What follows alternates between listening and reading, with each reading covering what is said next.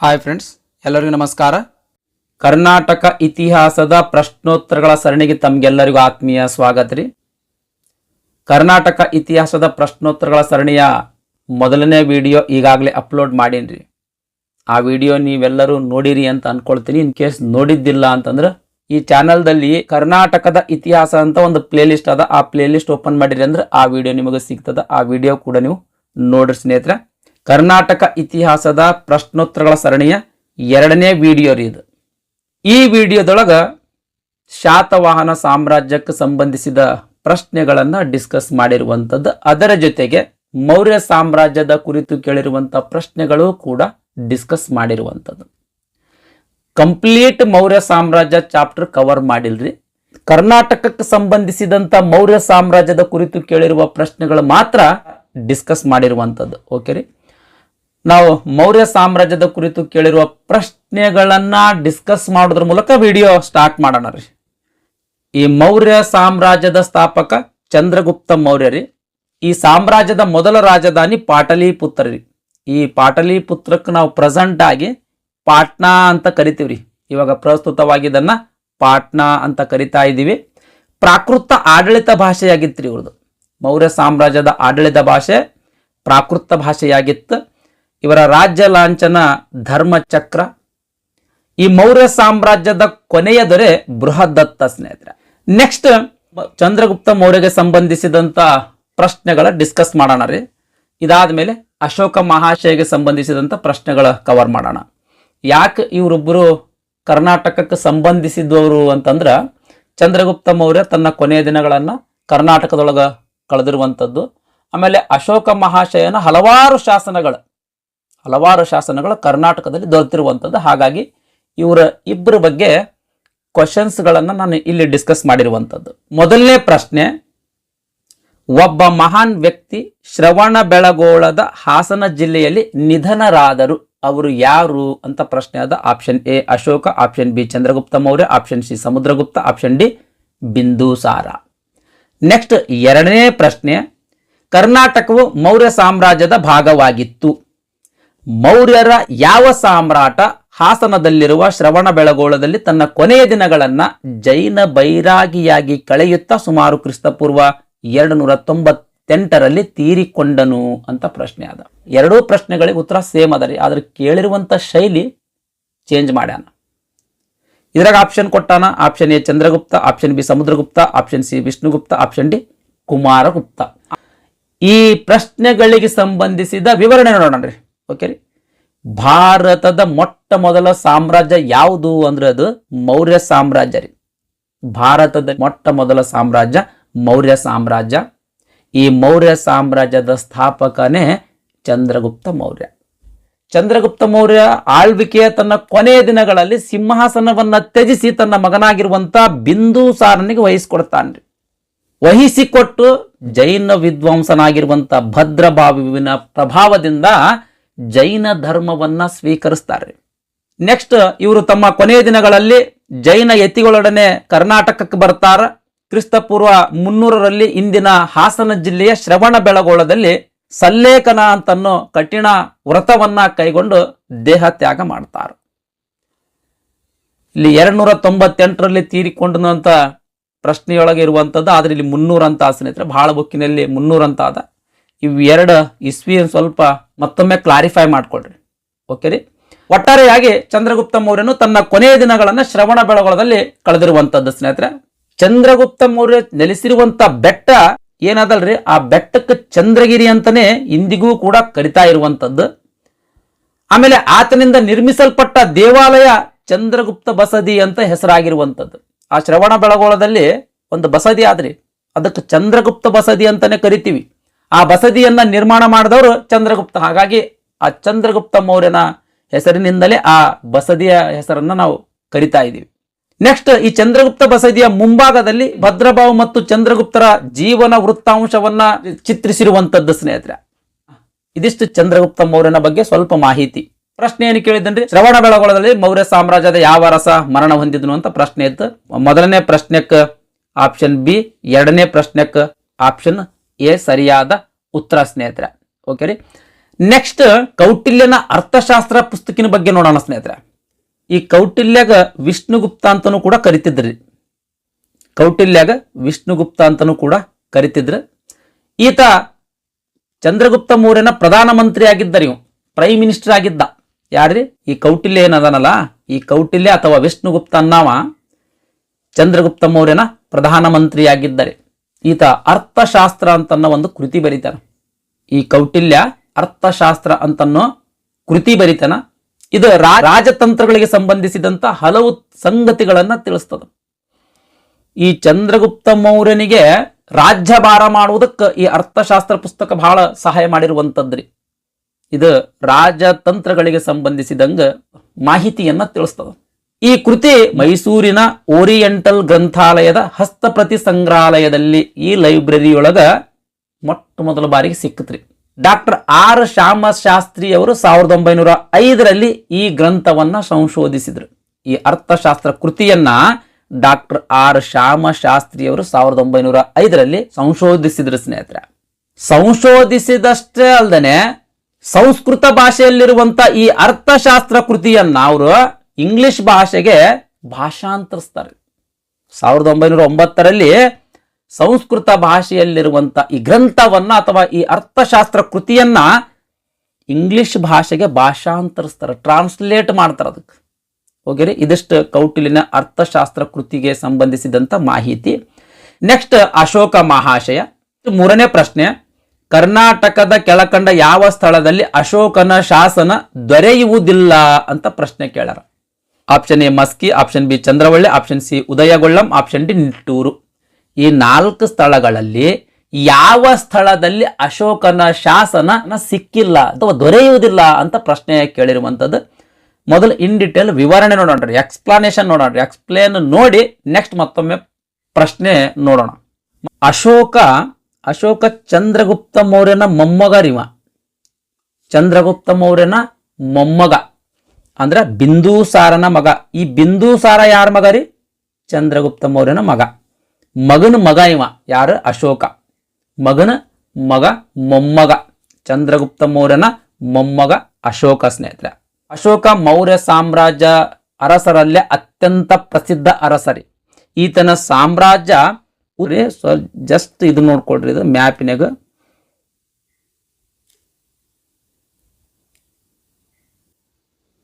ಉತ್ತರ, ಪೂರ್ವ, ದಕ್ಷಿಣ, ಪಶ್ಚಿಮ. ಉತ್ತರದಾಗ ನೋಡ್ರಿ, ಉತ್ತರದಲ್ಲಿ ಕಾಶ್ಮೀರ ಮತ್ತು ಅಫ್ಘಾನಿಸ್ತಾನ್. ನೆಕ್ಸ್ಟ್ ದಕ್ಷಿಣದಲ್ಲಿ ಸುವರ್ಣಗಿರಿ. ಪೂರ್ವದಲ್ಲಿ ಬಂಗಾಳ.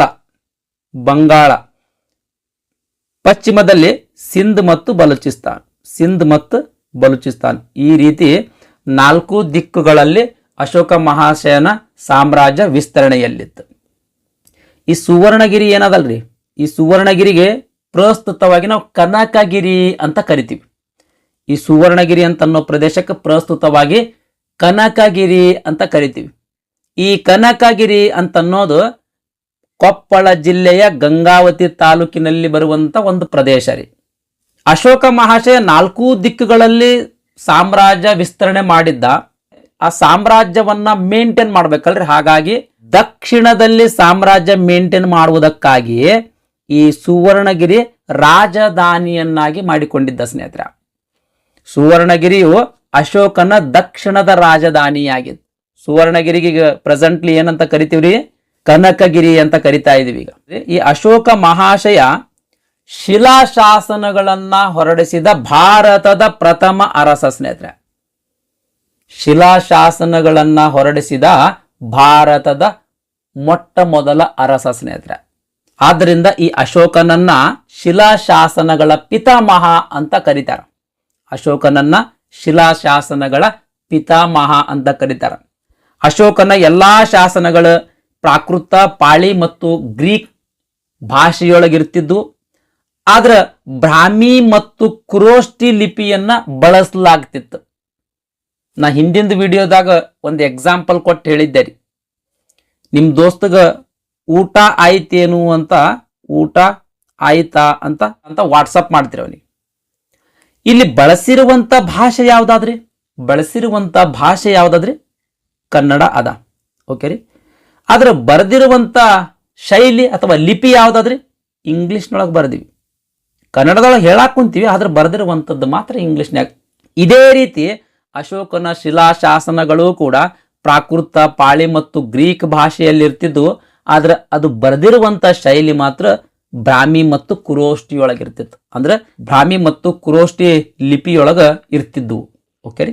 ಅಶೋಕ ಮಹಾಶಯ ಹಲವಾರು ಶಿಲಾಶಾಸನಗಳು ಹೊರಡಿಸ್ತಾನ. ಆದ್ರೆ ಆ ಶಿಲಾಶಾಸನಗಳ ಯಾರಿಗೂ ಓದಕ್ ಆಗಿರಂಗಿಲ್ಲ. ಆದ್ರೆ ಜೇಮ್ಸ್ ಪ್ರಿನ್ಸೆಪ್ ಅಂತ ಅನ್ನೊಬ್ಬ ಬ್ರಿಟಿಷ್ ಅಧಿಕಾರಿ ಮೊಟ್ಟ ಮೊದಲ ಬಾರಿಗೆ ಈ ಅಶೋಕನ ಶಿಲಾಶಾಸನಗಳು ಓದುತ್ತಾನ.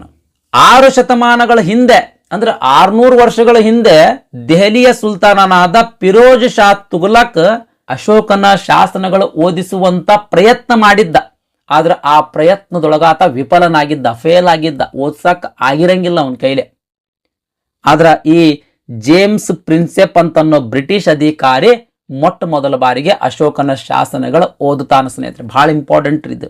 ನೆಕ್ಸ್ಟ್, ಕರ್ನಾಟಕದಲ್ಲಿನ ಅಶೋಕನ ಶಿಲಾಶಾಸನಗಳು. ಕರ್ನಾಟಕದ 9 ಸ್ಥಳಗಳಲ್ಲಿ ಒಟ್ಟು ಅಶೋಕನ 17 ಶಾಸನಗಳು ದೊರೆತಿರುವಂಥದ್ದು, ಅಂದ್ರೆ ಸಿಕ್ಕಿರುವಂಥದ್ದು. ಯಾವ್ಯಾವ ಸ್ಥಳಗಳಲ್ಲಿ ಅಶೋಕನ ಶಾಸನಗಳು ಸಿಕ್ಕುವು ಅಥವಾ ದೊರೆತುವು ಅಂತ ಅನ್ನೋದ್ರ ಬಗ್ಗೆ ನೋಡೋದಾದ್ರೆ, ರಾಯಚೂರು ಜಿಲ್ಲೆಯ ಮಸ್ಕಿ, ಕೊಪ್ಪಳ ಜಿಲ್ಲೆಯ ಗವಿಮಠ ಮತ್ತು ಪಾಲ್ಕಿಗುಂಡ, ಚಿತ್ರದುರ್ಗ ಜಿಲ್ಲೆಯ ಬ್ರಹ್ಮಗಿರಿ, ಸಿದ್ದಾಪುರ, ಜಟಿಂಗರಾಮೇಶ್ವರ, ಬಳ್ಳಾರಿ ಜಿಲ್ಲೆಯ ನಿಟ್ಟೂರು ಮತ್ತು ಉದಯಗೊಳ್ಳಂ, ಕಲಬುರಗಿ ಜಿಲ್ಲೆಯ ಸನ್ನತಿ,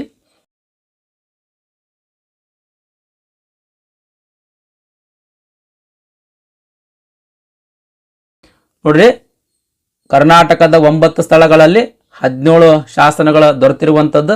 ಯಾವ್ಯಾವ ಸ್ಥಳಗಳಲ್ಲಿ ದೊರೆತು ಅಂತ ಇಲ್ಲಿ ಲಿಸ್ಟ್ ಅದ ಸ್ನೇಹಿತರೆ. ಓಕೆ ರೀ. ನೆಕ್ಸ್ಟ್, ಕರ್ನಾಟಕದೊಳಗೆ ದೊರೆತಿರುವಂತ ಅಶೋಕನ ಮೊಟ್ಟ ಮೊದಲ ಶಾಸನ ಯಾವುದು ಅಂತಂದ್ರೆ ಚಿತ್ರದುರ್ಗ ಜಿಲ್ಲೆಯಲ್ಲಿರುವಂತ ಬ್ರಹ್ಮಗಿರಿಯ ಶಾಸನ ಸ್ನೇಹಿತರೆ. ಚಿತ್ರದುರ್ಗ ಜಿಲ್ಲೆಯ ಬ್ರಹ್ಮಗಿರಿ ಅಂತ ಒಂದು ಸ್ಥಳ, ಇಲ್ಲಿ ಒಂದು ಶಾಸನ ಸಿಗ್ತದ. ಕರ್ನಾಟಕದಲ್ಲಿ ದೊರಕಿರುವಂತ ಅಶೋಕನ ಮೊಟ್ಟ ಮೊದಲ ಶಾಸನ ಸ್ನೇಹಿತರೆ. ಬಹಳ ಇಂಪಾರ್ಟೆಂಟ್ ಇದು. ಓಕೆ ರೀ. 1897ರಲ್ಲಿ BL ರೈಸ್ ಅಂತನ್ನವ ಈ ಬ್ರಹ್ಮಗಿರಿ ಶಾಸನವನ್ನ ಸಂಶೋಧಿಸಿದಾತ ಸ್ನೇಹಿತರೆ. ಓಕೆ ರೀ. ಈ ಶಾಸನದ ಲಿಪಿಯನ್ನ ಚಪಡ ಅಂತನ್ನೋ ಲಿಪಿಕಾರ ಬರೆದಿರುವಂಥದ್ದು. ಅಂದ್ರೆ ಈ ಬ್ರಹ್ಮಗಿರಿ ಶಾಸನ ಯಾರು ಬರೆದ್ರ? ಚಪಡ ಅಂತನ್ನೋ ಒಬ್ಬ ಲಿಪಿಕಾರ ಬರೆದಿರುವಂಥದ್ದು ಸ್ನೇಹಿತರೆ. ಈ ಬ್ರಹ್ಮಗಿರಿ ಶಾಸನದಲ್ಲಿ ಈ ಚಪಡ ಅಂತನ್ನೋ ಲಿಪಿಕಾರ ಕುರೋಷ್ಟಿ ಲಿಪಿಯಲ್ಲಿ ಸಹಿ ಮಾಡಿರ್ತಾನೆ ಸ್ನೇಹಿತರೆ. ಇದು ಮುಖ್ಯ ಧರ್ಮ ಶಾಸನವಾಗಿರುವಂಥದ್ದು. ಬಹಳ ಇಂಪಾರ್ಟೆಂಟ್ ರೀ. ಕರ್ನಾಟಕದಲ್ಲಿ ದೊರೆತಿರುವಂತ ಅಶೋಕನ ಮೊದಲ ಶಾಸನ ಯಾವುದು ಅಂದ್ರೆ ಬ್ರಹ್ಮಗಿರಿ ಶಾಸನ. ಇದನ್ನ 1897ರಲ್ಲಿ BL ರೈಸ್ ಸಂಶೋಧಿಸ್ತಾನ. ಈ ಶಾಸನವನ್ನ ಬರೆದಾತ ಚಪಡ ಅಂತನ್ನೋ ಲಿಪಿಕಾರ. ಬರೆದು ಕೊನೆಗೆ ಕುರೋಷ್ಟಿ ಅಂತ ಅನ್ನೋ ಒಂದು ಲಿಪಿಯೊಳಗ ಸೈನ್ ಮಾಡ್ತಾನ. ಈ ಬ್ರಹ್ಮಗಿರಿ ಶಾಸನ ಒಂದು ಮುಖ್ಯ ಧರ್ಮ ಶಾಸನವಾಗಿರುವಂಥದ್ದು ಸ್ನೇಹಿತರೆ. ಇದಿಷ್ಟು ನೆನಪಿರಲಿ. ನೆಕ್ಸ್ಟ್, BL ರೈಸ್ ರವರನ್ನ ಕರ್ನಾಟಕದ ಶಾಸನಗಳ ಪಿತಾಮಹ ಅಂತ ಕರೀತಾರೆ. ಮೋಸ್ಟ್ ಇಂಪಾರ್ಟೆಂಟ್ ರೀ. ಕರ್ನಾಟಕದ ಶಾಸನಗಳ ಪಿತಾಮಹ ಯಾರು ಅಂತಂದ್ರೆ ಅದು BL ರೈಸ್ ಸ್ನೇಹಿತರೆ. ನೆಕ್ಸ್ಟ್, ರಾಯಚೂರು ಜಿಲ್ಲೆಯ ಮಸ್ಕಿ ಒಳಗೊಂದು ಶಾಸನ ಸಿಗುತ್ತದ್ರಿ. ಈ ಶಾಸನದಲ್ಲಿ ಮೊಟ್ಟ ಮೊದಲ ಬಾರಿಗೆ ಅಶೋಕನ ಹೆಸರು ಕಂಡು ಬರ್ತಾ ಇದೆ. ಅಶೋಕ ಹಲವಾರು ಶಾಸನಗಳು ಹೊರಡಿಸ್ಯಾನ್ರಿ. ನಮ್ಮ ಕರ್ನಾಟಕದೊಳಗೂ ಕೂಡ 17 ಶಾಸನಗಳು ಸಿಕ್ಕಾವ. ಆದರೆ ರಾಯಚೂರು ಜಿಲ್ಲೆಯ ಮಸ್ಕಿ ಒಳಗ ಮೊಟ್ಟ ಮೊದಲ ಬಾರಿಗೆ ಆತನ ಹೆಸರು ಕಂಡು ಬಂದಿರುವಂಥದ್ದು. ಆವರೆಗಿನ ಶಾಸನಗಳಲ್ಲಿ ದೇವನಾಂ ಪ್ರಿಯದರ್ಶಿ ಅಂತ ಅಷ್ಟೇ ಇರ್ತಿತ್ತು. ಆದ್ರೆ ಅಶೋಕನ ಹೆಸರು ಕಂಡು ಬಂದಿರಲಿಲ್ಲ. ಆದರೆ ರಾಯಚೂರು ಜಿಲ್ಲೆಯ ಮಸ್ಕಿ ಶಾಸನದಲ್ಲಿ ಆತನ ಹೆಸರು ಕಂಡು ಬಂದಿರುವಂಥದ್ದು. ನೆಕ್ಸ್ಟ್, ಮಸ್ಕಿಯ ಶಾಸನದಲ್ಲಿ ದೇವನಾಂ ಪ್ರಿಯದರ್ಶಿ ಅಶೋಕ ಅಂತ ಬರೆಯಲಾಗಿತ್ತು ಸ್ನೇಹಿತರೆ. ಇದರಿಂದಾಗಿ ದೇವನಾಂ ಪ್ರಿಯದರ್ಶಿ ಅಂತ ಯಾವ ಶಾಸನಗಳಲ್ಲಿ ಉಲ್ಲೇಖ ಅದಾನೋ ಅವೆಲ್ಲವೂ ಅಶೋಕನಿಗೆ ಸಂಬಂಧಿಸಿದ್ದು ಅಂತ ಗೊತ್ತಾಗ್ತದೆ ಸ್ನೇಹಿತರೆ. ಯಾಕಂದ್ರೆ ಈ ಶಾಸನದೊಳಗ ದೇವನಾಂ ಪ್ರಿಯದರ್ಶಿ ಅಶೋಕ ಅಂತ ಉಲ್ಲೇಖ ಇತ್ತು ಸ್ನೇಹಿತರೆ. ಓಕೆ ರೀ.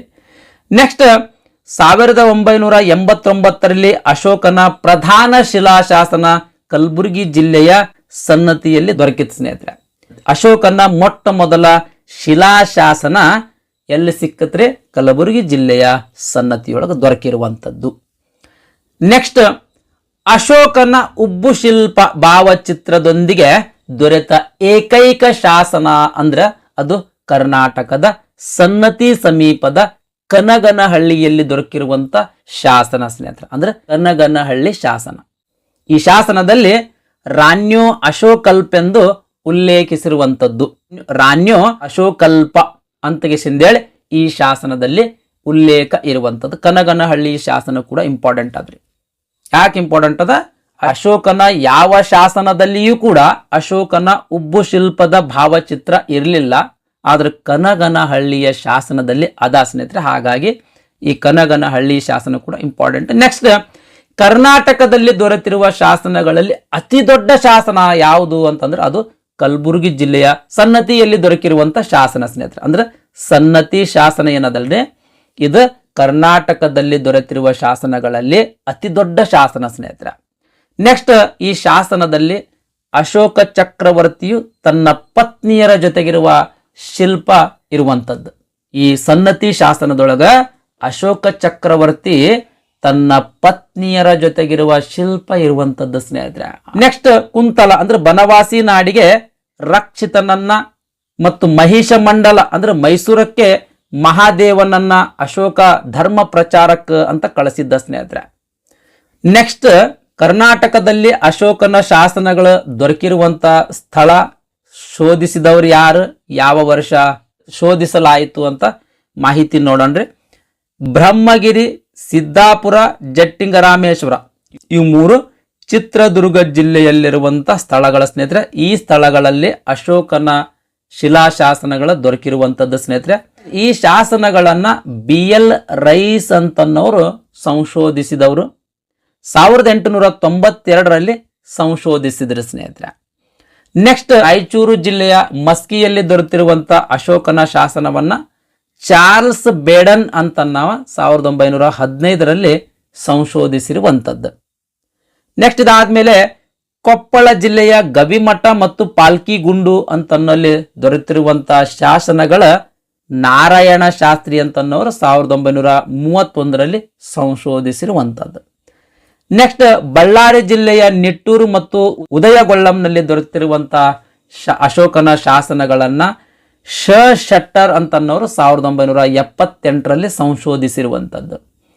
ನೆಕ್ಸ್ಟ್, ಯಾದಗಿರಿ ಜಿಲ್ಲೆಯ ಸನ್ನತಿಯಲ್ಲಿ ದೊರಕಿರುವಂತ ಶಾಸನವನ್ನ ಶಿವಶರ್ಮ ಅಂತನ್ನವರು 1989ರಲ್ಲಿ ಸಂಶೋಧಿಸಿದ್ರು ಸ್ನೇಹಿತರೆ. ಯಾದಗಿರಿ ಜಿಲ್ಲೆ ಆಗೋಕ್ಕಿಂತ ಮುಂಚೆ ಇದು ಗುಲ್ಬರ್ಗ ಜಿಲ್ಲೆಯಲ್ಲಿ ಇತ್ತು ಸ್ನೇಹಿತರೆ. ಹಾಗಾಗಿ ಗುಲ್ಬರ್ಗ ಜಿಲ್ಲೆಯ ಸನ್ನತಿ ಅಂತ ಹಲವಾರು ಪುಸ್ತಕಗಳಲ್ಲಿ ಉಲ್ಲೇಖ ಇರುವಂತದ್ದು. ಆದ್ರೆ ಇವಾಗ ಗುಲ್ಬರ್ಗ ಡಿವೈಡ್ ಆಗಿ ಯಾದಗಿರಿ ಅಂತ ಡಿಸ್ಟಿಕ್ ಮಾಡರಲ್ರಿ, ಇವಾಗ ಸನ್ನತಿ ಯಾದಗಿರಿ ಜಿಲ್ಲೆಯೊಳಗೆ ಬರ್ತಾದ. ಓಕೆ, ಹಾಗಾಗಿ ಇಲ್ಲಿ ಯಾದಗಿರಿ ಜಿಲ್ಲೆಯ ಸನ್ನತಿ ಅಂತ ಮೆನ್ಷನ್ ಮಾಡೀನಿ. ಕೆಲವೊಂದು ಕಡೆ ಗುಲ್ಬರ್ಗ ಜಿಲ್ಲೆಯ ಸನ್ನತಿ ಅಂತನೂ ಕೂಡ ಮೆನ್ಷನ್ ಮಾಡೀನಿ. ಅವೆರಡು ಕನ್ಫ್ಯೂಸ್ ಆಗಬೇಡ್ರಿ. ಓಕೆ ರೀ, ಇದಿಷ್ಟು ಅಶೋಕ ಮಹಾಶಯನ ಬಗ್ಗೆ ಮಾಹಿತಿ. ಅಂದ್ರೆ ಅವನ ಬಗ್ಗೆ ಮಾಹಿತಿ ಅನ್ನೋದಕ್ಕಿಂತ ಅವನು ಹೊರಡಿಸಿರುವಂತ ಶಾಸನಗಳ ಬಗ್ಗೆ ಮಾಹಿತಿಯಾಗಿದ್ರಿ. ಓಕೆ, ಪ್ರಶ್ನೆ ನೋಡೋಣ್ರಿ. ಈಗ ಪ್ರಶ್ನೆ ಏನು ಕೇಳಿದ್ದಾರೆ? ಕರ್ನಾಟಕದ ಕೆಳಕಂಡ ಯಾವ ಸ್ಥಳದಲ್ಲಿ ಅಶೋಕನ ಶಾಸನ ದೊರೆಯುವುದಿಲ್ಲ ಅಂತ ಪ್ರಶ್ನೆ ಇತ್ತು. ಓಕೆ ರೀ, ಈ ಪ್ರಶ್ನೆಗೆ ಉತ್ತರಿಸ್ರಿ.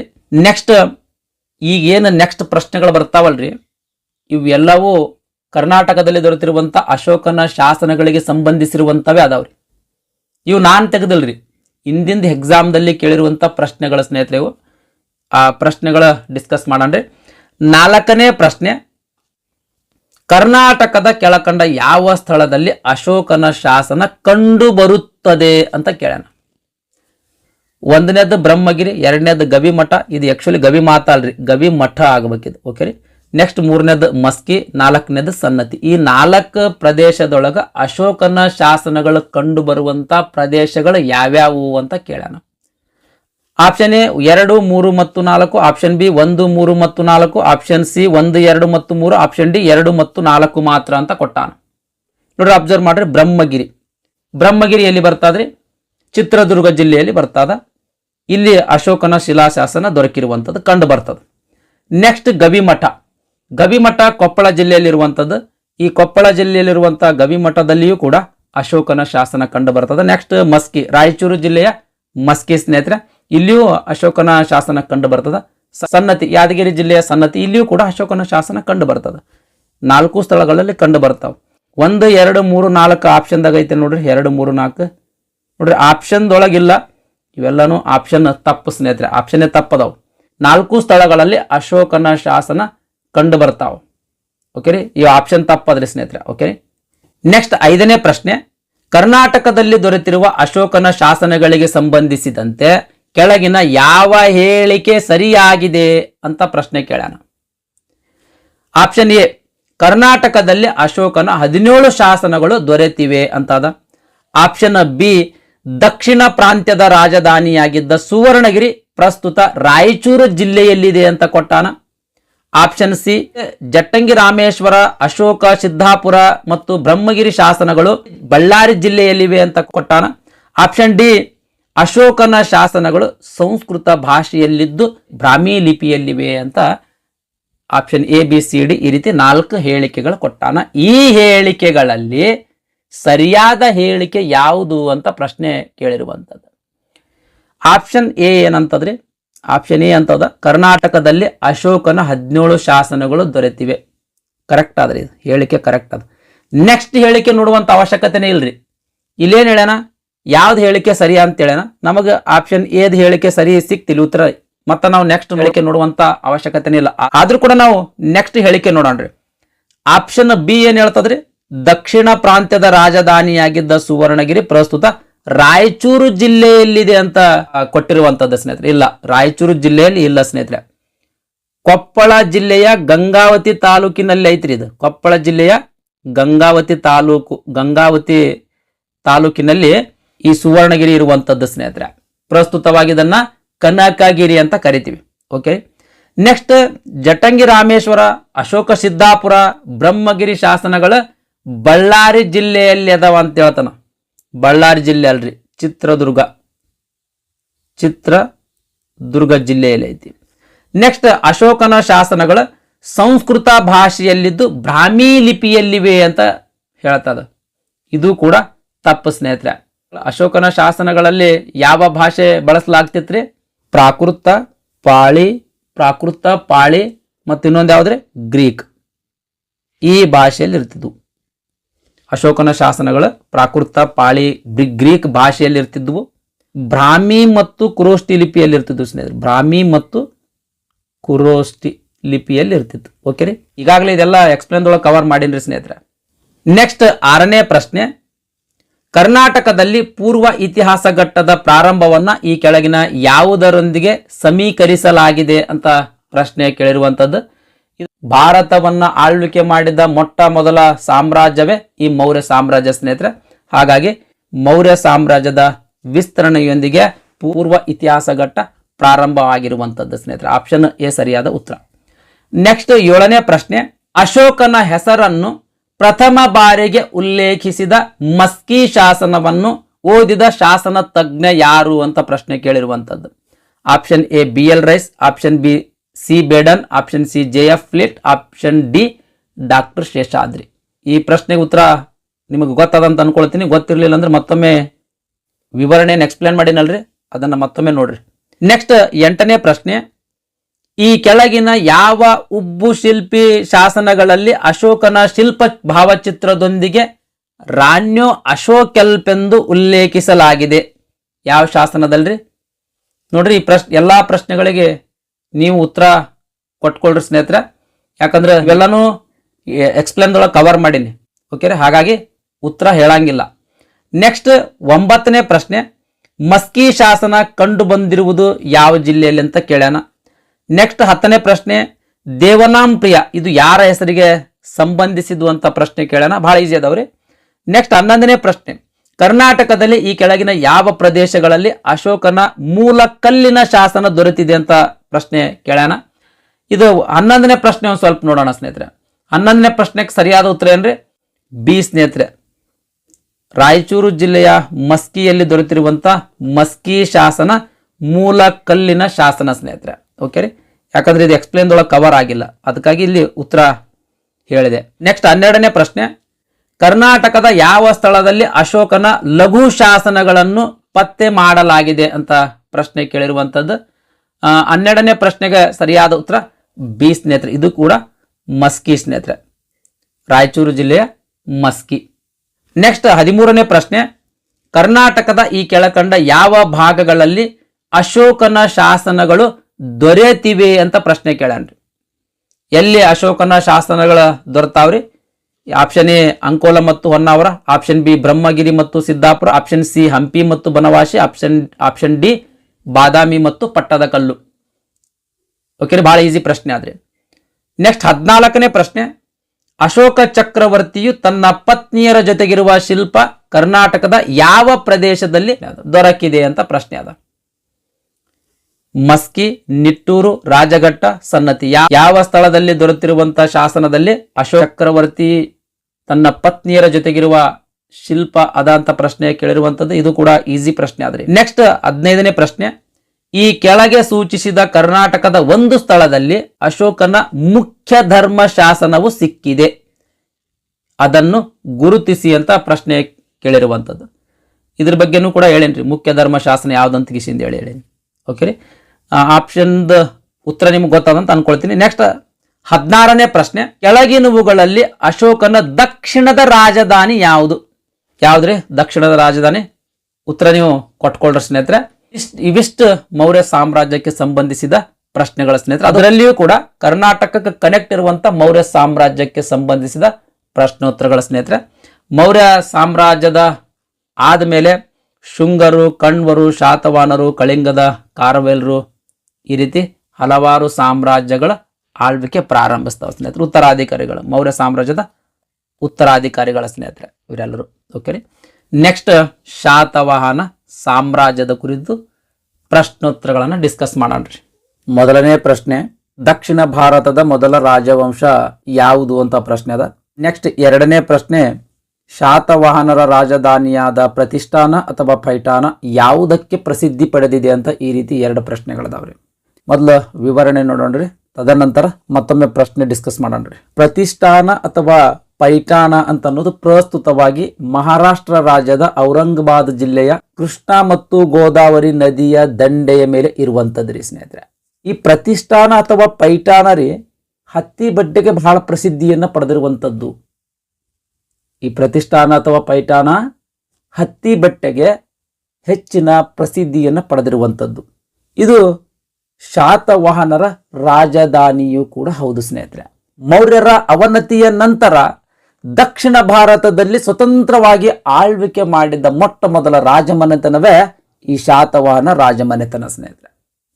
ದಕ್ಷಿಣ ಭಾರತದಲ್ಲಿ ಅಥವಾ ದಕ್ಕನ್ ಪ್ರಾಂತ್ಯದಲ್ಲಿ ಸ್ವತಂತ್ರವಾಗಿ ಆಳ್ವಿಕೆ ಮಾಡಿರುವಂತ ಮೊಟ್ಟ ಮೊದಲ ರಾಜಮನೆತನ ಈ ಶಾತವಾಹನ ರಾಜಮನೆತನ. ಈ ಸಾಮ್ರಾಜ್ಯದ ಸ್ಥಾಪಕ ಸಿಮುಖ ಸ್ನೇಹಿತರೆ. ಈ ಸಾಮ್ರಾಜ್ಯ ಕ್ರಿಸ್ತಪೂರ್ವ 30ರಿಂದ ಕ್ರಿಸ್ತಶಕ 230ರವರೆಗೆ ಆಳ್ವಿಕೆ ಮಾಡಿರುವಂಥದ್ದು. ಆಗ್ಲೂ ಹೇಳ್ದಂಗ ಇದರ ರಾಜಧಾನಿ ಪೈಠಾನ ಅಥವಾ ಪ್ರತಿಷ್ಠಾನಪುರ ಅಂತ ಕರೀತಾರ.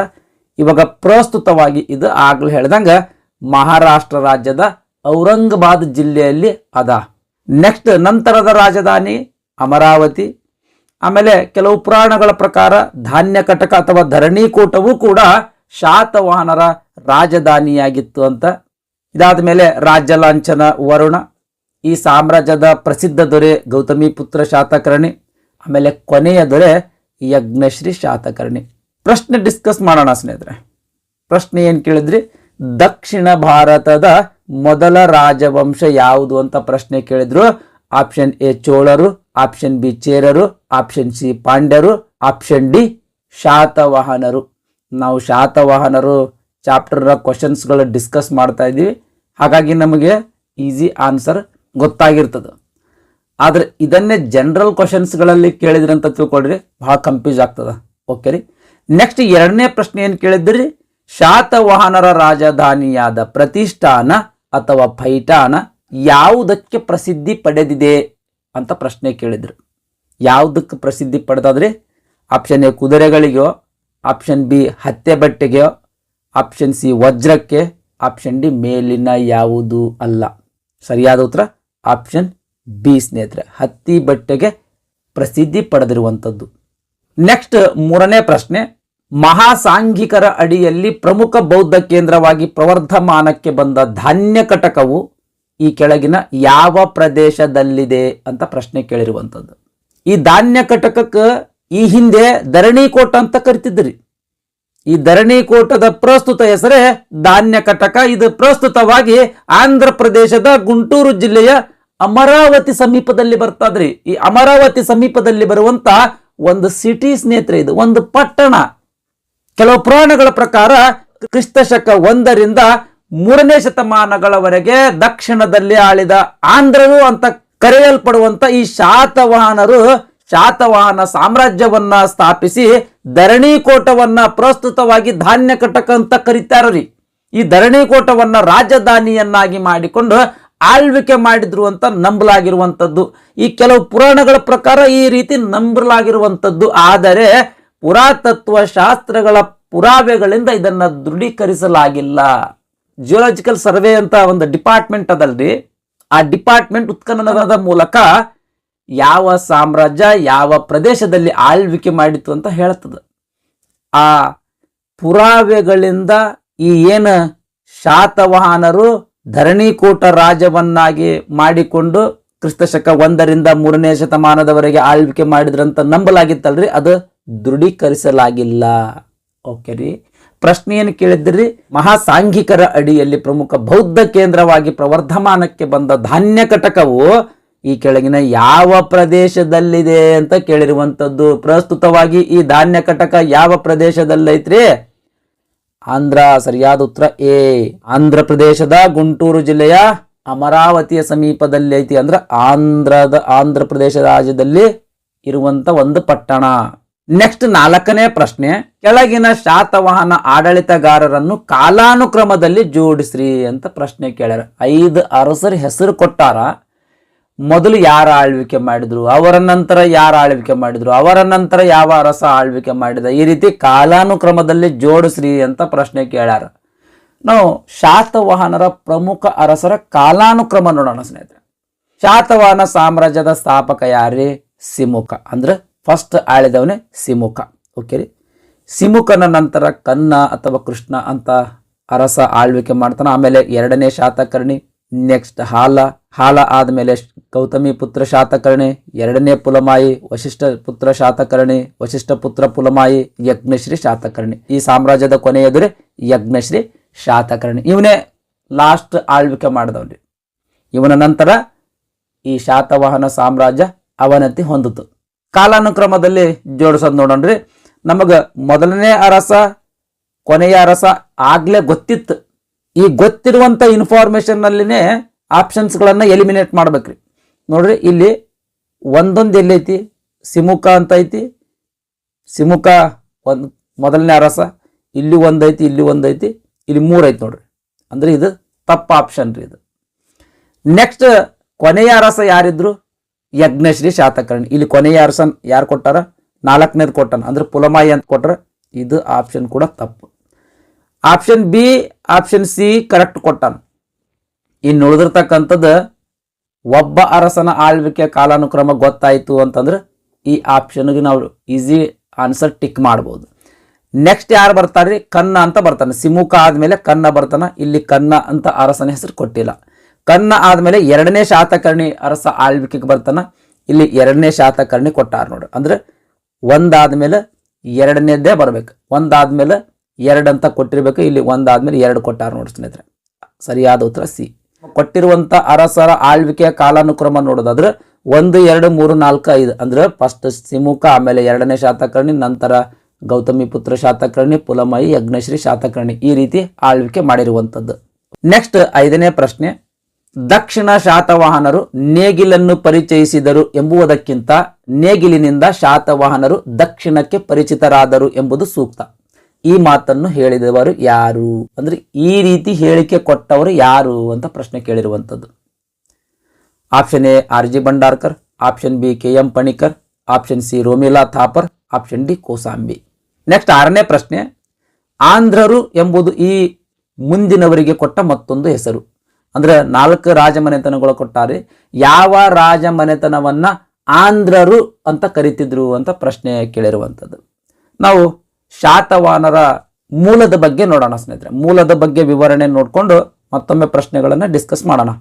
ಶಾತವಾಹನರ ಇತಿಹಾಸ ತಿಳಿಯುವುದಕ್ಕೆ ದೊರೆತಿರುವಂಥ ಪ್ರಮುಖ ಆಧಾರಗಳು ಯಾವ್ಯಾವು ಅಂತಂದ್ರೆ, ದಕ್ಕನ್ನಿನ ಪೂರ್ವದಲ್ಲಿ 7 ಶಾಸನಗಳು, ಪಶ್ಚಿಮದಲ್ಲಿ 19 ಶಾಸನಗಳು ದೊರೆತಿರುವಂಥದ್ದು. ಆಮೇಲೆ ಪಾಳಿ ಮತ್ತು ಪ್ರಾಕೃತ ಸಾಹಿತ್ಯ, ಗುಣಾಢ್ಯನ ಬೃಹತ್ ಕಥಾ ಕೃತಿಯು ಕೂಡ ಶಾತವಾಹನರ ಮೂಲದ ಬಗ್ಗೆ ಸ್ವಲ್ಪ ಮಾಹಿತಿ ತಿಳಿಸ್ತದೆ. ಶಾತವಾಹನರ ದೊರೆಯಾದ ಹಾಲನೇ ಒಂದು ಕೃತಿ ಬರಿತಾನ್ರಿ, ಗಾಥಾ ಸಪ್ತಸತಿ ಅಂತ ಕೃತಿ ಬರಿತಾನ. ಈ ಶಾತವಾಹನರ ಕಾಲದ ಜನಜೀವನ ಹೆಂಗಿತ್ತು ಅಂತ ಆ ಜನಜೀವನದ ಬಗ್ಗೆ ಮಾಹಿತಿ ಕೊಡ್ತಾದ್ರಿ. ಇದಾದ್ಮೇಲೆ ಗ್ರೀಕ್ ಅನಾಮಧೇಯನ Periplus of the Erythraean Sea ಗ್ರಂಥ ಕೂಡ ಶಾತವಾಹನರ ಇತಿಹಾಸದ ಬಗ್ಗೆ ಮಾಹಿತಿ ಕೊಡ್ತದ. ನೆಕ್ಸ್ಟ್ ನಾಸಿಕ್ ಮತ್ತು ನಾನಾಗಢ್ ಶಾಸನಗಳು.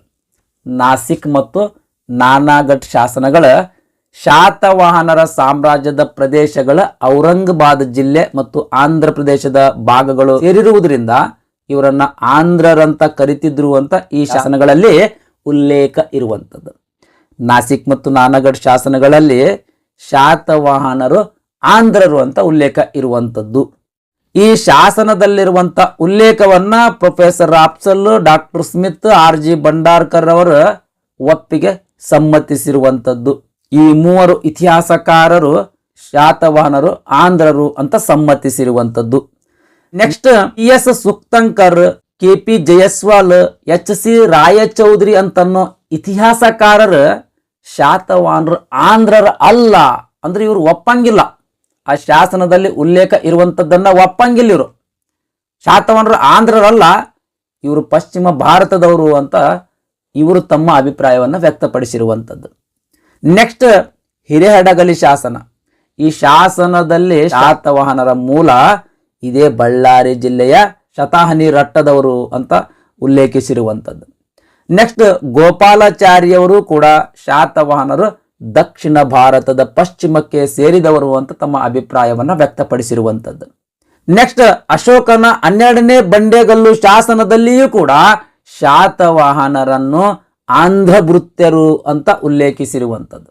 ಈ 12ನೇ ಬಂಡೆಗಲ್ಲು ಶಾಸನದಲ್ಲಿ ಶಾತವಾಹನರು ಆಂಧ್ರಭೃತ್ಯರು ಅಂತ ಉಲ್ಲೇಖಿಸಿರುವಂಥದ್ದು. ನೆಕ್ಸ್ಟ್ ರಾಜಶೇಖರನ ಕಾವ್ಯ ಮೀಮಾಂಸೆ ಎಂಬ ಕೃತಿಯಲ್ಲಿ ಕುಂತಲದ ಅರಸ ಶಾತವಾಹನ ಅಂತ ಉಲ್ಲೇಖಿಸಿರುವಂಥದ್ದು. ಕುಂತಲದ ಅರಸ ಅಂದ್ರೆ ಬನವಾಸಿಯ ಅರಸ ಶಾತವಾಹನ ಅಂತ ಉಲ್ಲೇಖಿಸಿರುವಂಥದ್ದು. ಅಂದ್ರೆ ಈ ರಾಜಶೇಖರನ ಕಾವ್ಯ ಮೀಮಾಂಸೆ ಕೃತಿಯ ಪ್ರಕಾರ ಶಾತವಾಹನರು ಕನ್ನಡದವರು ಸ್ನೇಹಿತರೆ. ನೆಕ್ಸ್ಟ್ ಅಶೋಕನ ಶಾಸನದಲ್ಲಿ ಕಂಡು ಬಂದಿರುವಂತ ಸತಿಯ ವ್ರತ ಅಂತ ಉಲ್ಲೇಖಿಸಿರುವ ನಾಡಾದ ಸತ್ಯವ್ರತ ಕ್ಷೇತ್ರ ಶಾತವಾಹನರ ಮೂಲ ಅಂತ ಹಲವಾರು ವಿದ್ವಾಂಸರ ಅಭಿಪ್ರಾಯ ವ್ಯಕ್ತಪಡಿಸಿರುವಂಥದ್ದು. ನೆಕ್ಸ್ಟ್ ಇತಿಹಾಸ ತಜ್ಞನಾಗಿರುವಂತ RG ಭಂಡಾರ್ಕರ್ನ ಪ್ರಕಾರ ಮೋಸ್ಟ್ ಇಂಪಾರ್ಟೆಂಟ್, ದಕ್ಷಿಣದಲ್ಲಿ ನೇಗಿಲನ್ನು ಪರಿಚಯಿಸಿದರು ಎನ್ನುವುದಕ್ಕಿಂತ ನೇಗಿಲಿನಿಂದ ಶಾತವಾಹನರು ದಕ್ಷಿಣಕ್ಕೆ ಪರಿಚಿತರಾದರು ಎಂಬುದು ಸೂಕ್ತ ಅಂತ ತಮ್ಮ ಅಭಿಪ್ರಾಯವನ್ನ ವ್ಯಕ್ತಪಡಿಸಿರುವಂಥದ್ದು. ನೋಡ್ರಿ, ಶಾತವಾಹನರ ಆದಾಯದ ಮೂಲ ಕೃಷಿಯಾಗಿತ್ತು. ಆ ಕೃಷಿ ಒಳಗೊಂದು ನೇಗಿಲು ಅಂತ ಬರ್ತದೆ. ಕೃಷಿಗೆ ಅತಿ ಮುಖ್ಯವಾಗಿರುವಂಥ ಒಂದು ಉಪಕರಣ ರೀ, ಅದು ಬೇಕೇ ಬೇಕು. ಇವಾಗೆಲ್ಲ ಬಹಳ ಮಾಡರ್ನ್ ಆಗಿ ಟ್ರ್ಯಾಕ್ಟರ್ ಅವೆಲ್ಲ ಬಂದಾವ, ಹಾಗಾಗಿ ನೇಗಿಲದ ಅವಶ್ಯಕತೆ ಕಡಿಮೆ ಆಗ್ಯದ. ಆ ನೇಗಿಲು ಈ ಶಾತವಾಹನರು ಕಂಡುಹಿಡಿತಾರೆ. ದಕ್ಷಿಣ ಭಾರತದಲ್ಲಿ ಶಾತವಾಹನರು ನೇಗಿಲನ್ನ ಕಂಡುಹಿಡಿತಾರೆ. ನೇಗಿಲು ಕಂಡುಹಿಡಿದ ಮೇಲೆ ಬಹಳ ಫೇಮಸ್ ಆಗಿಬಿಡ್ತಾರೆ ಇವರು. ಯಾರ್ರಿ? ಶಾತವಾಹನರು ಬಹಳ ಫೇಮಸ್ ಆಗ್ತಾರೆ. ಯಾಕೆ ಫೇಮಸ್ ಆಗ್ತಾರೆ ಅಂತಂದ್ರೆ, ಈ ಶಾತವಾಹನ ಸಾಮ್ರಾಜ್ಯದವರೇ ಇನ್ನೇಗಿಲು ಕಂಡುಹಿಡಿದ್ರು. ಇನ್ನೇಗಿಲು ಕಂಡುಹಿಡಿದವ್ರು ಯಾರ್ರಿ? ಶಾತವಾಹನರು. ಈ ರೀತಿ ಎಲ್ಲರ ಬಾಯಿಗೆ ಹರಡಿ ಶಾತವಾಹನ ಸಾಮ್ರಾಜ್ಯನೇ ಪ್ರಸಿದ್ಧಿ ಪಡೆಯಿತು ಅಂತ ಈ RG ಭಂಡಾರ್ಕರ್ನವರು ತಮ್ಮ ಅಭಿಪ್ರಾಯವನ್ನು ವ್ಯಕ್ತಪಡಿಸ್ತಾರೆ. ಇದ್ರ ಮೇಲೆ ಈ ಪಾಯಿಂಟ್ ಮೇಲೆ ಪ್ರಶ್ನೆ ಕೇಳಿರುವಂಥದ್ದು ನೋಡ್ರಿ. ನೆಕ್ಸ್ಟ್ ಮತ್ಸ್ಯ ಪುರಾಣದಲ್ಲಿ ಶಾತವಾಹನರ ಸಂತತಿಯ ರಾಜರ ಒಟ್ಟು ಸಂಖ್ಯೆ 30. ಇವರು 460 ವರ್ಷಗಳ ಆಳ್ವಿಕೆ ನಡೆಸಿದ್ರು ಅಂತ ಉಲ್ಲೇಖಿಸಿರುವಂಥದ್ದು. ಈ ಮತ್ಸ್ಯ ಪುರಾಣದಲ್ಲಿ ಒಟ್ಟು ಶಾತವಾಹನ ಸಾಮ್ರಾಜ್ಯದ ಅರಸರ ಸಂಖ್ಯೆ 30. ಅಂದ್ರೆ ಒಟ್ಟು 30 ಅರಸರು ಈ ಶಾತವಾಹನ ಸಂತತಿಯಲ್ಲಿ ಬರ್ತಾರ. ಈ 30 ಅರಸರು ಸೇರಿ ಒಟ್ಟು 460 ವರ್ಷ ಆಳ್ವಿಕೆ ಮಾಡ್ತಾರ ಅಂತ ಈ ಮತ್ಸ್ಯ ಪುರಾಣದಲ್ಲಿ ಉಲ್ಲೇಖ ಇರುವಂಥದ್ದು. ಇನ್ನು ವಾಯು ಪುರಾಣದಲ್ಲಿ 19 ಮಂದಿ ಶಾತವಾಹನರ ಪ್ರಮುಖ ಅರಸರಿದ್ರು. ಇವರು 300 ವರ್ಷಗಳ ಕಾಲ ಆಳ್ವಿಕೆ ನಡೆಸಿದ್ರು ಅಂತ ಉಲ್ಲೇಖ ಇರುವಂತದ್ದು.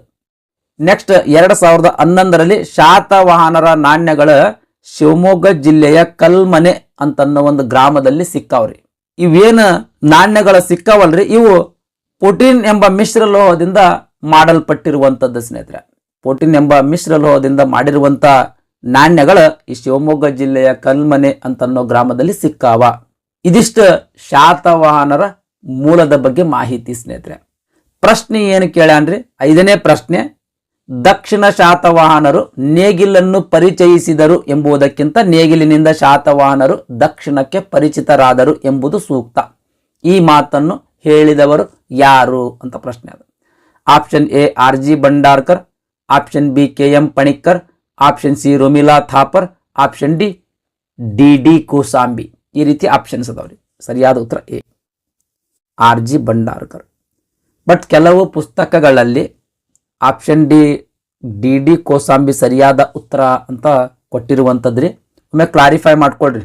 ಓಕೆ ರೀ, ಒಮ್ಮೆ ಕ್ಲಾರಿಫೈ ಮಾಡ್ಕೊಳ್ರಿ. RG ಭಂಡಾರ್ಕರ್, DD ಕೋಸಾಂಬಿ ಯಾವ ಸರಿಯಾದ ಉತ್ತರ ಅಂತ ಕ್ಲಾರಿಫೈ ಮಾಡ್ಕೊಳ್ರಿ. ಬಹುತೇಕ ಪುಸ್ತಕಗಳಲ್ಲಿ RG ಭಂಡಾರ್ಕರ್ ಅಂತ ಕೊಟ್ಟಿರುವಂಥದ್ರಿ. ಆದರೂ ಒಮ್ಮೆ ಕ್ಲಾರಿಫೈ ಮಾಡ್ಕೊಳ್ರಿ ಸ್ನೇಹಿತರೆ. ನೆಕ್ಸ್ಟ್ 6ನೇ ಪ್ರಶ್ನೆ, ಆಂಧ್ರರು ಎಂಬುದು ಈ ಮುಂದಿನವರಿಗೆ ಕೊಟ್ಟ ಮತ್ತೊಂದು ಹೆಸರು. ಅಂದ್ರೆ ಆಂಧ್ರರು ಅಂತ ಯಾವ ರಾಜಮನೆತನದವರನ್ನ ಕರಿತಾ ಇದ್ರು ಅಂತ ಪ್ರಶ್ನೆ ಅದ. ಸರಿಯಾದ ಉತ್ತರ ಡಿ ರೀ, ಶಾತವಾಹನರನ್ನ ಆಂಧ್ರರು ಅಂತ ಕರಿತಿದ್ರು. ನೆಕ್ಸ್ಟ್ ಶಾತವಾಹನರ ಸಾಮ್ರಾಜ್ಯದ ಕುರಿತು ಮಾಹಿತಿ ನೋಡೋಣ. ಇದು ಫಸ್ಟಿಗೆ ನೋಡಬೇಕಾಗಿತ್ತು ಆಕ್ಚುಲಿ. ಮಹಾರಾಷ್ಟ್ರದ ಪೈಠಾಣ ಅಥವಾ ಪ್ರತಿಷ್ಠಾನ ಶಾತವಾಹನರ ರಾಜಧಾನಿಯಾಗಿತ್ತು. ಇವರ ಸಾಮ್ರಾಜ್ಯವು ಕರ್ನಾಟಕ, ಆಂಧ್ರ ಪ್ರದೇಶ, ತೆಲಂಗಾಣ ಮತ್ತು ಮಹಾರಾಷ್ಟ್ರವನ್ನು ಒಳಗೊಂಡಿತ್ತು. ನೋಡ್ರಿ, ಇದು ಮ್ಯಾಪ್ ಅದ. ಇದಿಷ್ಟು ಇಲ್ಲಿ ಕರ್ನಾಟಕದ ಬಂತು. ಇದು ಕರ್ನಾಟಕ. ಇಲ್ಲಿ ಮೇಲೆ ಉತ್ತರ ದಿಕ್ಕಿನಲ್ಲಿ ಮಹಾರಾಷ್ಟ್ರ ಅದ. ಇದಿಷ್ಟು ಇಲ್ಲಿ ತೆಲಂಗಾಣ, ನೆಕ್ಸ್ಟ್ ಆಂಧ್ರ ಪ್ರದೇಶ. ಅಂದ್ರೆ ಶಾತವಾಹನರ ಸಾಮ್ರಾಜ್ಯ ಕರ್ನಾಟಕ, ಮಹಾರಾಷ್ಟ್ರ, ತೆಲಂಗಾಣ, ಆಂಧ್ರ ಪ್ರದೇಶದವರೆಗೂ ವಿಸ್ತರಣೆಯಲ್ಲಿತ್ತು. ಓಕೆ ರೀ.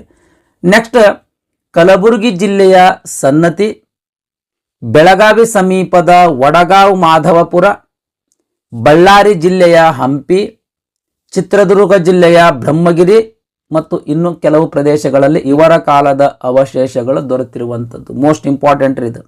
ಶಾತವಾಹನರ ಕಾಲದ ಅವಶೇಷಗಳು ಎಲ್ಲೆಲ್ಲಿ ಕಂಡು ಬರ್ತಾವ ಅಂತ ಈ ರೀತಿ ಪ್ರಶ್ನೆ ಕೇಳಬಹುದು. ನೆಕ್ಸ್ಟ್ ಉತ್ತರ ಕನ್ನಡದ ಬನವಾಸಿಯಲ್ಲಿ ಅವರ ರಾಣಿಯೊಬ್ಬಳ ಶಾಸನ ಕೂಡ ಇರುವಂಥದ್ದು. ಅಂದ್ರೆ ಶಾತವಾಹನರ ರಾಣಿಯೊಬ್ಬಳ ಶಾಸನ ಇರುವಂಥದ್ದು. ನೆಕ್ಸ್ಟ್ ಗದಗ ಜಿಲ್ಲೆಯ ನರಗುಂದ ತಾಲೂಕಿನ ವಾಸನದಲ್ಲಿ ಶಾತವಾಹನರ ಕಾಲಕ್ಕೆ ಸೇರಿದ ಶೈವ ದೇವಾಲಯವೊಂದರ ಇಟ್ಟಿಗೆಯ ರಚನೆಯನ್ನ ಗುರುತಿಸಲಾಗಿರುವಂಥದ್ದು. ನೆಕ್ಸ್ಟ್ ಸನ್ನತಿ ಸಮೀಪದ ಕನಗನಹಳ್ಳಿಯಲ್ಲಿ ಇವರ ಕಾಲದ ಶಿಲ್ಪಗಳಿಂದ ಕೂಡಿದ ಬೌದ್ಧ ಸ್ತೂಪಾವಶೇಷಗಳು ಕೂಡ ದೊರೆತಿರುವಂಥದ್ದು. ನೆಕ್ಸ್ಟ್ ಸನ್ನತಿ ಸಮೀಪದ ಕನಗನಹಳ್ಳಿಯಲ್ಲಿ ದೊರೆತ ಅತ್ಯಂತ ಪ್ರಾಚ್ಯಾವಶೇಷಗಳಂತಂದ್ರೆ ಬುದ್ಧ ದೇವನ ಆಸೀನ ಹಾಗೂ ಸ್ಥಾನಕ ಭಂಗಿಯ ಶಿಲ್ಪಗಳು ಅಷ್ಟೇ ಅಲ್ಲ, ಇಲ್ಲಿನ ಉತ್ಖನದಲ್ಲಿ 8 ಮಂದಿ ಶಾತವಾಹನ ದೊರೆಗಳ ಶಿಲ್ಪಗಳು ಕೂಡ ದೊರೆತಿರುವಂಥದ್ದು. Kanaganahalli most important, ನೆನ್ಪಿಡ್ಬೇಕ್ರಿ. ಕನಗನಹಳ್ಳಿಯಲ್ಲಿ ಅವಶೇಷಗಳು ದೊರೆತವು. ಅಂದ್ರೆ ಯಾವ್ಯಾವ ಅವಶೇಷಗಳು ದೊರೆತವು ಅಂತಂದ್ರೆ ಬುದ್ಧ ದೇವನ ಆಸೀನ, ಸ್ಥಾನಕ ಭಂಗಿಯ ಶಿಲ್ಪಗಳು, ಆಮೇಲೆ 8 ಮಂದಿ ಶಾತವಾಹನ ದೊರೆಗಳ ಶಿಲ್ಪಗಳು, ಈ ರೀತಿ ಅವಶೇಷಗಳು ದೊರೆತಿರುವಂಥದ್ದು. ಓಕೆ. ನೆಕ್ಸ್ಟ್ 7ನೇ ಪ್ರಶ್ನೆ, ಈ ಕೆಳಗಿನ ಹೇಳಿಕೆ ಗಮನಿಸಿ. ಹೇಳಿಕೆ 1, ಹಿರೇಹಡಗಲಿ ಶಾಸನದಲ್ಲಿ ಶಾತವಾಹನರ ಮೂಲ ಶತಹನಿರಟ್ಟ ಎಂದು ಉಲ್ಲೇಖಿಸಲಾಗಿದೆ. ಹೇಳಿಕೆ 2, ಪ್ರೊಫೆಸರ್ ರಾಪ್ಸಲ್, ಡಾಕ್ಟರ್ ಸ್ಮಿತ್ ಮತ್ತು RG ಭಂಡಾರ್ಕರ್ ಶಾತವಾಹನರು ಆಂಧ್ರರಲ್ಲವೆಂದು ಅಭಿಪ್ರಾಯಪಟ್ಟಿದ್ದಾರೆ. ಹೇಳಿಕೆ 3, 2011ರಲ್ಲಿ ಶಾತವಾಹನರ ಪೊಟಿನ್ ಎಂಬ ಮಿಶ್ರಲೋಹದ ನಾಣ್ಯಗಳು ಶಿವಮೊಗ್ಗ ಜಿಲ್ಲೆಯ ಕಲ್ಮನೆ ಎಂಬ ಗ್ರಾಮದಲ್ಲಿ ಸಿಕ್ಕಿವೆ. ಈ 3 ಹೇಳಿಕೆಗಳಲ್ಲಿ ಸರಿಯಾದ ಹೇಳಿಕೆಗಳನ್ನು ಆಯ್ಕೆ ಮಾಡಿ ಅಂತ ಪ್ರಶ್ನೆ ಕೇಳ್ಯಾರ. ಈಗಾಗಲೇ ಶಾತವಾಹನರ ಮೂಲದ ಬಗ್ಗೆ ಎಕ್ಸ್ಪ್ಲೇನ್ ಮಾಡಬೇಕಾದ್ರೆ ಈ ಪ್ರಶ್ನೆಗೆ ಉತ್ತರ ಕವರ್ ಆಗ್ಯದ್ರಿ. ಮತ್ತೊಮ್ಮೆ ಇನ್ ಡೀಟೇಲ್ ಎಕ್ಸ್ಪ್ಲೇನ್ ನೋಡೋಣ್ರಿ. 1ನೇ ಹೇಳಿಕೆ ಏನು ಕೊಟ್ಟಾನ್ರಿ? ಹಿರೇಹಡಗಲಿ ಶಾಸನದಲ್ಲಿ ಶಾತವಾಹನರ ಮೂಲ ಶತಹನಿರಟ್ಟ ಅಂತ ಉಲ್ಲೇಖಿಸಿರುವಂಥದ್ದು ಅಂತ ಹೇಳಿಕೆ 1ರಲ್ಲಿ ಕೊಟ್ಟಿರುವಂಥದ್ದು. ಇದು ಸರಿಯಾದ ಹೇಳಿಕೆ ಸ್ನೇಹಿತರೆ. ಹಿರೇಹಡಗಲಿ ಶಾಸನದಲ್ಲಿ ಶಾತವಾಹನರ ಮೂಲದ ಬಗ್ಗೆ ಉಲ್ಲೇಖಿಸಿರುವಂಥದ್ದು. ಈ ಶಾಸನದ ಪ್ರಕಾರ ಶಾತವಾಹನರು ಶತಹನಿ ರಟ್ಟದವರು, ಅಂದ್ರೆ ಬಳ್ಳಾರಿ ಜಿಲ್ಲೆಯವರು. ಎರಡನೇ ಹೇಳಿಕೆಯಲ್ಲಿ ಪ್ರೊಫೆಸರ್ ರಾಪ್ಸಲ್, ಡಾಕ್ಟರ್ ಸ್ಮಿತ್ ಮತ್ತು ಆರ್.ಜಿ. ಭಂಡಾರ್ಕರ್ ಶಾತವಾಹನರು ಆಂಧ್ರರಲ್ಲವೆಂದು, ಅಂದ್ರೆ ಶಾತವಾಹನರು ಆಂಧ್ರದವರು ಅಲ್ಲ ಅಂತ ಅಭಿಪ್ರಾಯ ಪಟ್ಟಿರುವಂಥದ್ದು ಅಂತ ಕೊಟ್ಟಾರ. ಇದು ತಪ್ಪು ಹೇಳಿಕೆ ರೀ. ಪ್ರೊಫೆಸರ್ ರಾಪ್ಸಲ್, ಡಾಕ್ಟರ್ ಸ್ಮಿತ್ ಮತ್ತು ಆರ್.ಜಿ. ಭಂಡಾರ್ಕರ್ನವರು ಶಾತವಾಹನರು ಆಂಧ್ರದವರು ಅಂತ ಅಭಿಪ್ರಾಯವನ್ನು ವ್ಯಕ್ತಪಡಿಸ್ತಾರ್ರಿ. ನಾಸಿಕ್ ಮತ್ತು ನಾನಾಗಢ್ ಶಾಸನ ನೆನಪು ಮಾಡ್ಕೊಳ್ರಿ. ನಾಸಿಕ್ ಮತ್ತು ನಾನಾಗಢ್ ಶಾಸನದಲ್ಲಿ ಏನು ಉಲ್ಲೇಖ ಅದ ರೀ? ಶಾತವಾಹನ ಸಾಮ್ರಾಜ್ಯದ ಕುರಿತು ಏನು ಉಲ್ಲೇಖ ಅದ? ಈ ಶಾತವಾಹನರು ಆಂಧ್ರದವರು ಅಂತ ಉಲ್ಲೇಖ ಅದ ರೀ. ಅಂದ್ರೆ ಶಾತವಾಹನರ ಸಾಮ್ರಾಜ್ಯದ ಪ್ರದೇಶಗಳ ಔರಂಗಾಬಾದ್ ಜಿಲ್ಲೆಯಲ್ಲಿದ್ದು, ಆಮೇಲೆ ಆಂಧ್ರ ಪ್ರದೇಶದ ಜಿಲ್ಲೆಯಲ್ಲಿದ್ದು, ಹಲವಾರು ಆಂಧ್ರ ಪ್ರದೇಶದ ಹಲವಾರು ಭಾಗಗಳು ಈ ಶಾತವಾಹನ ಸಾಮ್ರಾಜ್ಯದ ಅಡಿಯಲ್ಲಿದ್ದು, ಹಾಗಾಗಿ ಇವರು ಆಂಧ್ರದವರು ಅಂತ ಈ ಶಾಸನದಲ್ಲಿ ಉಲ್ಲೇಖ ಐತ್ರಿ. ಆ ಶಾಸನದಲ್ಲಿ ಏನದ ಅದು ಒಪ್ಪುತ್ತಾರೆ ಇವರು. ಹಾಗಾಗಿ ಎರಡನೇ ಹೇಳಿಕೆ ತಪ್ಪದು.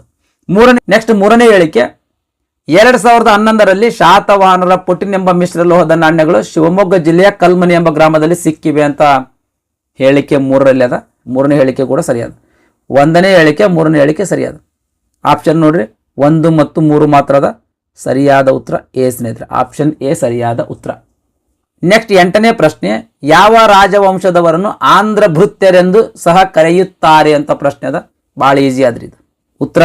ಉತ್ತರಿಸ್ರಿ. ಓಕೆ ರೀ. ನೆಕ್ಸ್ಟ್ 9ನೇ ಪ್ರಶ್ನೆ, ಮೊಟ್ಟ ಮೊದಲ ಬಾರಿಗೆ ಬ್ರಾಹ್ಮಣರಿಗೆ ಭೂದಾನ ನೀಡಲು ಪ್ರಾರಂಭಿಸಿದ ಮನೆತನ ಯಾವುದು ಅಂತ ಪ್ರಶ್ನೆ ಅದ. ಸರಿಯಾದ ಉತ್ತರ ಡಿ ಸ್ನೇಹಿತರೆ, ಶಾತವಾಹನರು. ಅರಸರ ಬಗ್ಗೆ ಮಾಹಿತಿ ಕೊಡಬೇಕಾದ್ರೆ ಇದು ಕವರ್ ಆಗ್ತದ್ರಿ, ಪ್ರಶ್ನೆಗೆ ಉತ್ತರ ಕವರ್ ಆಗ್ತದೆ. ಓಕೆ ರೀ. ನೆಕ್ಸ್ಟ್ ರಾಜಕೀಯ ಇತಿಹಾಸ ಸ್ಟಾರ್ಟ್ ಮಾಡೋಣ್ರಿ. ಮೊದಲನೇ ಅರಸ ಸಿಮುಕರಿ.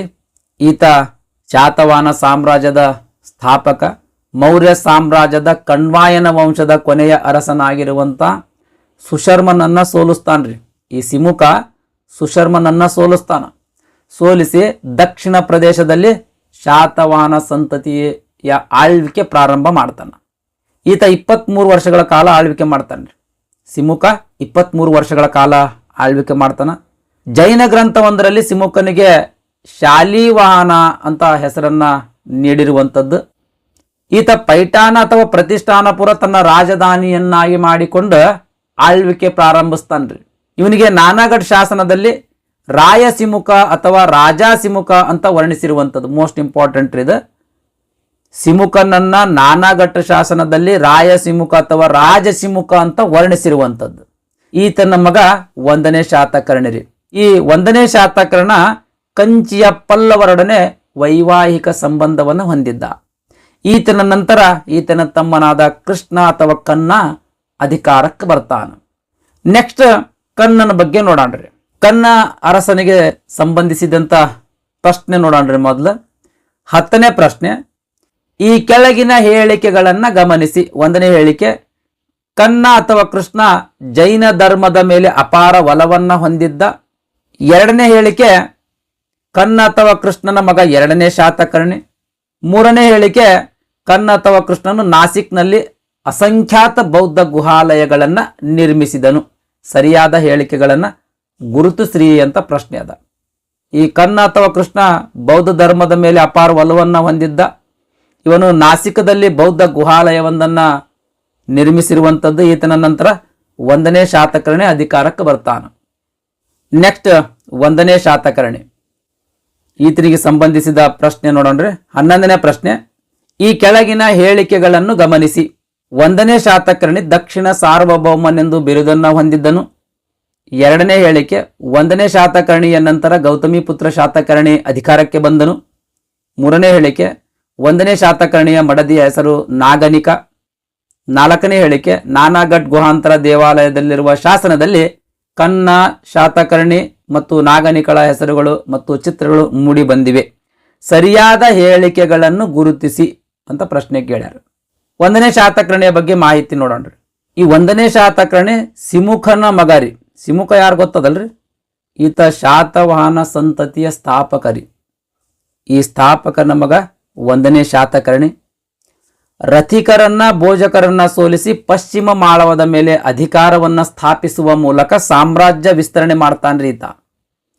ರಥಿಕರನ್ನ ಮತ್ತು ಭೋಜಕರನ್ನ ಸೋಲಿಸಿ ಪಶ್ಚಿಮ ಮಾಳವದ ಮೇಲೆ ಅಧಿಕಾರವನ್ನ ಸ್ಥಾಪಿಸುವ ಮೂಲಕ ಶಾತವಾಹನ ಸಾಮ್ರಾಜ್ಯವನ್ನ ವಿಸ್ತರಣೆ ಮಾಡ್ತಾನ. ಸಾಮ್ರಾಜ್ಯ ವಿಂಧ್ಯ ಪರ್ವತದಿಂದ ಕೊಂಕಣದವರೆಗೆ ವಿಸ್ತರಿಸ್ತಾನ್ರಿ. ತನ್ನ ವಿಜಯದ ನೆನಪಿಗಾಗಿ ಒಟ್ಟು 2 ಅಶ್ವಮೇಧ ಯಾಗಗಳು, 1 ರಾಜಸೂಯ ಯಾಗವನ್ನ ಮಾಡಿ ದಕ್ಷಿಣಾಪಥದ ಸಾರ್ವಭೌಮ ಅಂತ ಬಿರುದನ್ನ ಧರಿಸಿಕೊಳ್ತಾನ. ಈ ದಕ್ಷಿಣಾಪಥದ ಸಾರ್ವಭೌಮ ಅಂತ ಅನ್ನೋ ಬಿರುದು ಸಾಂಚಿ ಶಾಸನದಲ್ಲಿ ಉಲ್ಲೇಖಿಸಿರುವಂಥದ್ದು. ಶಾತಕರ್ಣಿ ಹೆಂಡತಿಯಾಗಿರುವಂಥ ನಾಗನಿಕ ಅಂತನ್ನೋಳು ನಾನಾಘಟ್ ಗುಹಾಂತರದ ದೇವಾಲಯದಲ್ಲಿ ಒಂದು ಶಾಸನವನ್ನ ಕೊರಿಸ್ತಾಳ್ರಿ. ಆ ಶಾಸನದಲ್ಲಿ ಕನ್ನ, ಶಾತಕರ್ಣಿ ಮತ್ತು ನಾಗನಿಕಳ ಹೆಸರುಗಳು, ಆಮೇಲೆ ಅವರದು ಚಿತ್ರಗಳ ಉಲ್ಲೇಖ ಇರುವಂಥದ್ದು. ಈತನ ನಂತರ 2ನೇ ಶಾತಕರ್ಣಿ ಅಧಿಕಾರಕ್ಕೆ ಬರ್ತಾನ್ರಿ. ಇದಿಷ್ಟು 1ನೇ ಶಾತಕರ್ಣಿಯ ಬಗ್ಗೆ ಮಾಹಿತಿ. ಹೇಳಿಕೆ ಏನೇನದಾವ್ರಿ? 1ನೇ ಶಾತಕರ್ಣಿ ದಕ್ಷಿಣ ಸಾರ್ವಭೌಮನೆಂದು ಬಿರುದನ್ನ ಹೊಂದಿದ್ದನು ಅಂತ ಅದ. ಹೇಳಿಕೆ 1ನೇದು ಕರೆಕ್ಟ್ ಆದ್ರಿ. 1ನೇ ಶಾತಕರ್ಣಿಯ ನಂತರ ಗೌತಮಿ ಪುತ್ರ ಶಾತಕರ್ಣಿ ಅಧಿಕಾರಕ್ಕೆ ಬಂದನು ಅಂತ ಅದ. ಇದು ಹೇಳಿಕೆ ತಪ್ಪಾದ್ರಿ. 1ನೇ ಶಾತಕರ್ಣಿಯ ನಂತರ 2ನೇ ಶಾತಕರ್ಣಿ ಅಧಿಕಾರಕ್ಕೆ ಬರ್ತಾನೆ. ನೆಕ್ಸ್ಟ್ 3ನೇ ಹೇಳಿಕೆ, 1ನೇ ಶಾತಕರ್ಣಿಯ ಮಡದಿ ಹೆಸರು ನಾಗನಿಕ. ಇದು ಕರೆಕ್ಟ್ ಆದ್ರಿ. ನೆಕ್ಸ್ಟ್ 4ನೇದು ನಾನಾಘಟ್ ಗುಹಾಂತರ ದೇವಾಲಯದಲ್ಲಿರುವ ಶಾಸನದಲ್ಲಿ ಕನ್ನ, ಶಾತಕರ್ಣಿ ಮತ್ತು ನಾಗನಿಕಳ ಹೆಸರುಗಳು ಮತ್ತು ಚಿತ್ರಗಳು ಮೂಡಿ ಬಂದಿವೆ. 4ನೇದು ಕರೆಕ್ಟ್. ಅಂದ್ರೆ 1, 3, 4ನೇ ಹೇಳಿಕೆಗಳು ಸರಿಯಾಗಿರುವಂಥದ್ದು. ಯಾವುದಾದ್ರೆ ಆಪ್ಷನ್ ಎ ನೋಡ್ರಿ. ಆಪ್ಷನ್ ಎ ಸರಿಯಾದ ಉತ್ತರ ಸ್ನೇಹಿತರೆ. ನೆಕ್ಸ್ಟ್ 12 ಮತ್ತು 13 ಈ 2 ಪ್ರಶ್ನೆಗಳ ಉತ್ತರ ಎಕ್ಸ್ಪ್ಲೇನ್ದೊಳಗೆ ಕವರ್ ಆಗ್ಯಾದ್ರಿ. ಏನಾದ್ರೆ 12ನೇ ಪ್ರಶ್ನೆ ಏನಾದ್ರಿ? ದಕ್ಷಿಣ ಪಥದ ಪ್ರಭು ಎಂದು ಕರೆಯಲ್ಪಡುವ ಶಾತವಾಹನರ ರಾಜ ಯಾರು ಅಂತದ. 13ನೇ ಪ್ರಶ್ನೆ, ಕೆಳಗೆ ತಿಳಿಸಿರುವ ಶಾತವಾಹನ ರಾಜರಲ್ಲಿ ಅಶ್ವಮೇಧ ಯಾಗವನ್ನ ಮಾಡಿದವರು ಯಾರು ಅಂತ ಪ್ರಶ್ನೆ ಅದ. ಇವೆರಡು ಪ್ರಶ್ನೆಗಳಿಗೆ ಉತ್ತರ ಕೊಟ್ಕೊಳ್ರಿ. ನೆಕ್ಸ್ಟ್ ಹಾಲ 14ನೇ ಪ್ರಶ್ನೆ, ಈ ಕೆಳಗಿನ ಯಾವ ಶಾತವಾಹನ ರಾಜನಿಗೆ ಕವಿವತ್ಸಲ ಎಂಬ ಬಿರುದಿತ್ತು ಅಂತ ಪ್ರಶ್ನೆ ಅದ. 15ನೇ ಪ್ರಶ್ನೆ, ಪ್ರಾಕೃತ ಗ್ರಂಥ ಗಾಥಾ ಸಪ್ತಸತಿ ಕೃತಿಯನ್ನು ಬರೆದ ಶಾತವಾಹನರ ದೊರೆ ಯಾರು ಅಂತ ಪ್ರಶ್ನೆ ಕೇಳಿರುವಂಥದ್ದು. ಹಾಲನ ಬಗ್ಗೆ ಮಾಹಿತಿ ನೋಡೋಣ್ರಿ. ಶಾತವಾಹನರ 17ನೇ ಅರಸರಿವ. ಹಾಲ ಶಾತವಾಹನರ 17ನೇ ಅರಸನಾಗಿ ಆಳ್ವಿಕೆ ಮಾಡಿರುವಂಥದ್ದು. ಈತ ಪ್ರಾಕೃತ ಭಾಷೆಯನ್ನ ತನ್ನ ರಾಜ್ಯ ಭಾಷೆಯಾಗಿ ಮಾಡ್ಕೊಳ್ತಾನ. ಪ್ರಾಕೃತ ಭಾಷೆಯನ್ನ ತನ್ನ ರಾಜ್ಯ ಭಾಷೆಯಾಗಿ ಮಾಡಿಕೊಂಡು ಆಳ್ವಿಕೆ ಮಾಡ್ತಾನ. ಈತನ ಆಳ್ವಿಕೆಯ ಬಗ್ಗೆ ಲೀಲಾವತಿ ಕೃತಿ ಸ್ವಲ್ಪ ವಿವರಣೆ ನೀಡ್ತದ. ಹಾಲನ ಆಳ್ವಿಕೆಯ ಬಗ್ಗೆ ಲೀಲಾವತಿ ಕೃತಿ ಸ್ವಲ್ಪ ಮಾಹಿತಿ ನೀಡ್ತದ. ಈ ಕೃತಿಯ ಪ್ರಕಾರ ಅಂದ್ರೆ ಈ ಲೀಲಾವತಿಯ ಕೃತಿಯ ಪ್ರಕಾರ ಹಾಲನು ಸಿಂಹಳನ್ನ ಅಂದ್ರೆ ಸಿಲೋನಿ ಶ್ರೀಲಂಕಾವನ್ನ ಗೆದ್ದ ಅಲ್ಲಿನ ರಾಜನ ಮಗಳಾದ ಲೀಲಾವತಿಯ ಸೌಂದರ್ಯಕ್ಕೆ ಮಾರು ಹೋಗಿ ಸಪ್ತ ಗೋದಾವರಿ ಭೀಮಂ ಅಥವಾ ದ್ರಾಕ್ಷಾರಾಮ ಎಂಬ ಸ್ಥಳದಲ್ಲಿ ವಿವಾಹವಾಗ್ತಾನ ಅಂತ ತಿಳಿಸ್ತದ. ಹಾಲ ಸಿಂಹಳನ್ನ ಅಂದ್ರೆ ಸಿಲೋನಿ ಶ್ರೀಲಂಕಾದ ಗೆದ್ದು ಅಲ್ಲಿನ ರಾಜನ ಮಗಳಾದ ಲೀಲಾವತಿಯನ್ನ ಸಪ್ತ ಗೋದಾವರಿ ಭೀಮಂ ಅಥವಾ ದ್ರಾಕ್ಷಾರಾಮ ಎಂಬ ಸ್ಥಳದಲ್ಲಿ ವಿವಾಹವಾದನು ಅಂತ ಈ ಲೀಲಾವತಿ ಕೃತಿ ತಿಳಿಸ್ತದ್ರಿ. ನೆಕ್ಸ್ಟ್, ಹಾಲನು ವಿದ್ವಾಂಸನಲ್ಲದೆ ಸ್ವತಃ ಕವಿಯಾಗಿಯೂ ಕೂಡ ಗಾಥಾ ಸಪ್ತಸತಿ ಮತ್ತು ಸಪ್ತಶೈ ಅಂತ 2 ಕೃತಿಗಳನ್ನ ರಚಿಸ್ತಾನ. ಈ ಗಾಥಾ ಸಪ್ತಸತಿ ಕೃತಿ ಪ್ರಾಕೃತ ಭಾಷೆಯೊಳಗಾದ್ರಿ. ಒಟ್ಟಿದ್ರಾಗ 700 ಶೃಂಗಾರ ಕವಿತೆಗಳನ್ನ ಹೊಂದಿರುವಂಥದ್ದು. ಈ ಕೃತಿ ಶಿವನ ಸ್ಮರಣೆಯೊಂದಿಗೆ ಪ್ರಾರಂಭವಾಗ್ತದ. ಕೃಷ್ಣ, ಇಂದ್ರ, ಗೌರಿ ಮತ್ತು ಪಶುಪತಿಯ ಬಗ್ಗೆ ಮಾಹಿತಿ ಕೊಡ್ತಾದ. ಯಾವ್ದ್ರಿ? ಗಾಥಾ ಸಪ್ತಸತಿ ಎಂಬ ಕೃತಿ. ಓಕೆ ರೀ. ಇವನ ಆಸ್ಥಾನದಲ್ಲಿ ಸರ್ವವರ್ಮ ಆಮೇಲೆ ಗುಣಾಢ್ಯ ಅಂತ 2 ಕವಿಗಳಿದ್ರು. ಅಂದ್ರೆ ಈತ 2 ಕವಿಗಳಿಗೆ ಆಶ್ರಯದಾತನಾಗಿದ್ದ. ಸರ್ವವರ್ಮ ಮತ್ತು ಗುಣಾಢ್ಯ ಎಂಬ 2 ಕವಿಗಳಿಗೆ ಆಶ್ರಯದಾತನಾಗಿದ್ದರು. ಸರ್ವವರ್ಮ ಅಂತನ್ನವ ಕಾತಂತ್ರ ವ್ಯಾಕರಣ, ಆಮೇಲೆ ಗುಣಾಢ್ಯ ಬೃಹತ್ ಕಥಾ ಅಂತನ್ನೋ ಕೃತಿಗಳನ್ನ ಬರೀತಾರೆ. ಇವರಿಬ್ರು ತಲಾ ಒಂದೊಂದು ಕೃತಿಗಳು ಬರೀತಾರ. ಸರ್ವವರ್ಮ ಅಂತನ್ನವನು ಕಾತಂತ್ರ ವ್ಯಾಕರಣ, ಗುಣಾಢ್ಯ ಅಂತನ್ನೋನು ಬೃಹತ್ ಕಥಾ ಅಂತನ್ನೋ ಕೃತಿಯನ್ನ ಬರೆದಿರುವಂಥದ್ದು. ಈ ಬೃಹತ್ ಕಥಾ ಅಂತನ್ನೋ ಕೃತಿ ಪೈಶಾಚಿ ಭಾಷೆಯೊಳಗಿರುವಂಥದ್ರಿ. ಹಾಲನ ನಂತರ ಕ್ಷತ್ರಪರು ಶಾತವಾಹನ ಸಾಮ್ರಾಜ್ಯದ ಮೇಲೆ ದಾಳಿ ಮಾಡ್ತಾರೆ. ಶಾತವಾಹನ ಸಾಮ್ರಾಜ್ಯದ ಪ್ರದೇಶಗಳಾಗಿರುವಂಥ ಮಾಳವ, ನರ್ಮದಾ ಕಣಿವೆ, ಉತ್ತರ ಮತ್ತು ದಕ್ಷಿಣದ ಮಹಾರಾಷ್ಟ್ರ, ಆಮೇಲೆ ಉತ್ತರ ಬಿಹಾರದ ಪಶ್ಚಿಮ ಭಾಗ, ಕ್ಷತ್ರಪರು ಶಾತವಾಹನರನ್ನ ಸೋಲಿಸಿ ವಶಪಡಿಸ್ಕೊಳ್ತಾರೆ. ಇವೆಲ್ಲ ಪ್ರದೇಶಗಳು ವಶಪಡಿಸ್ಕೊಳ್ತಾರೆ. ಈ ಹಾಲನಿಗೆ ಕವಿ ಗುಂಪ ಅಥವಾ ಕವಿ ವತ್ಸಲ ಅಂತನ್ನೋ ಬಿರುದಿತ್ರಿ.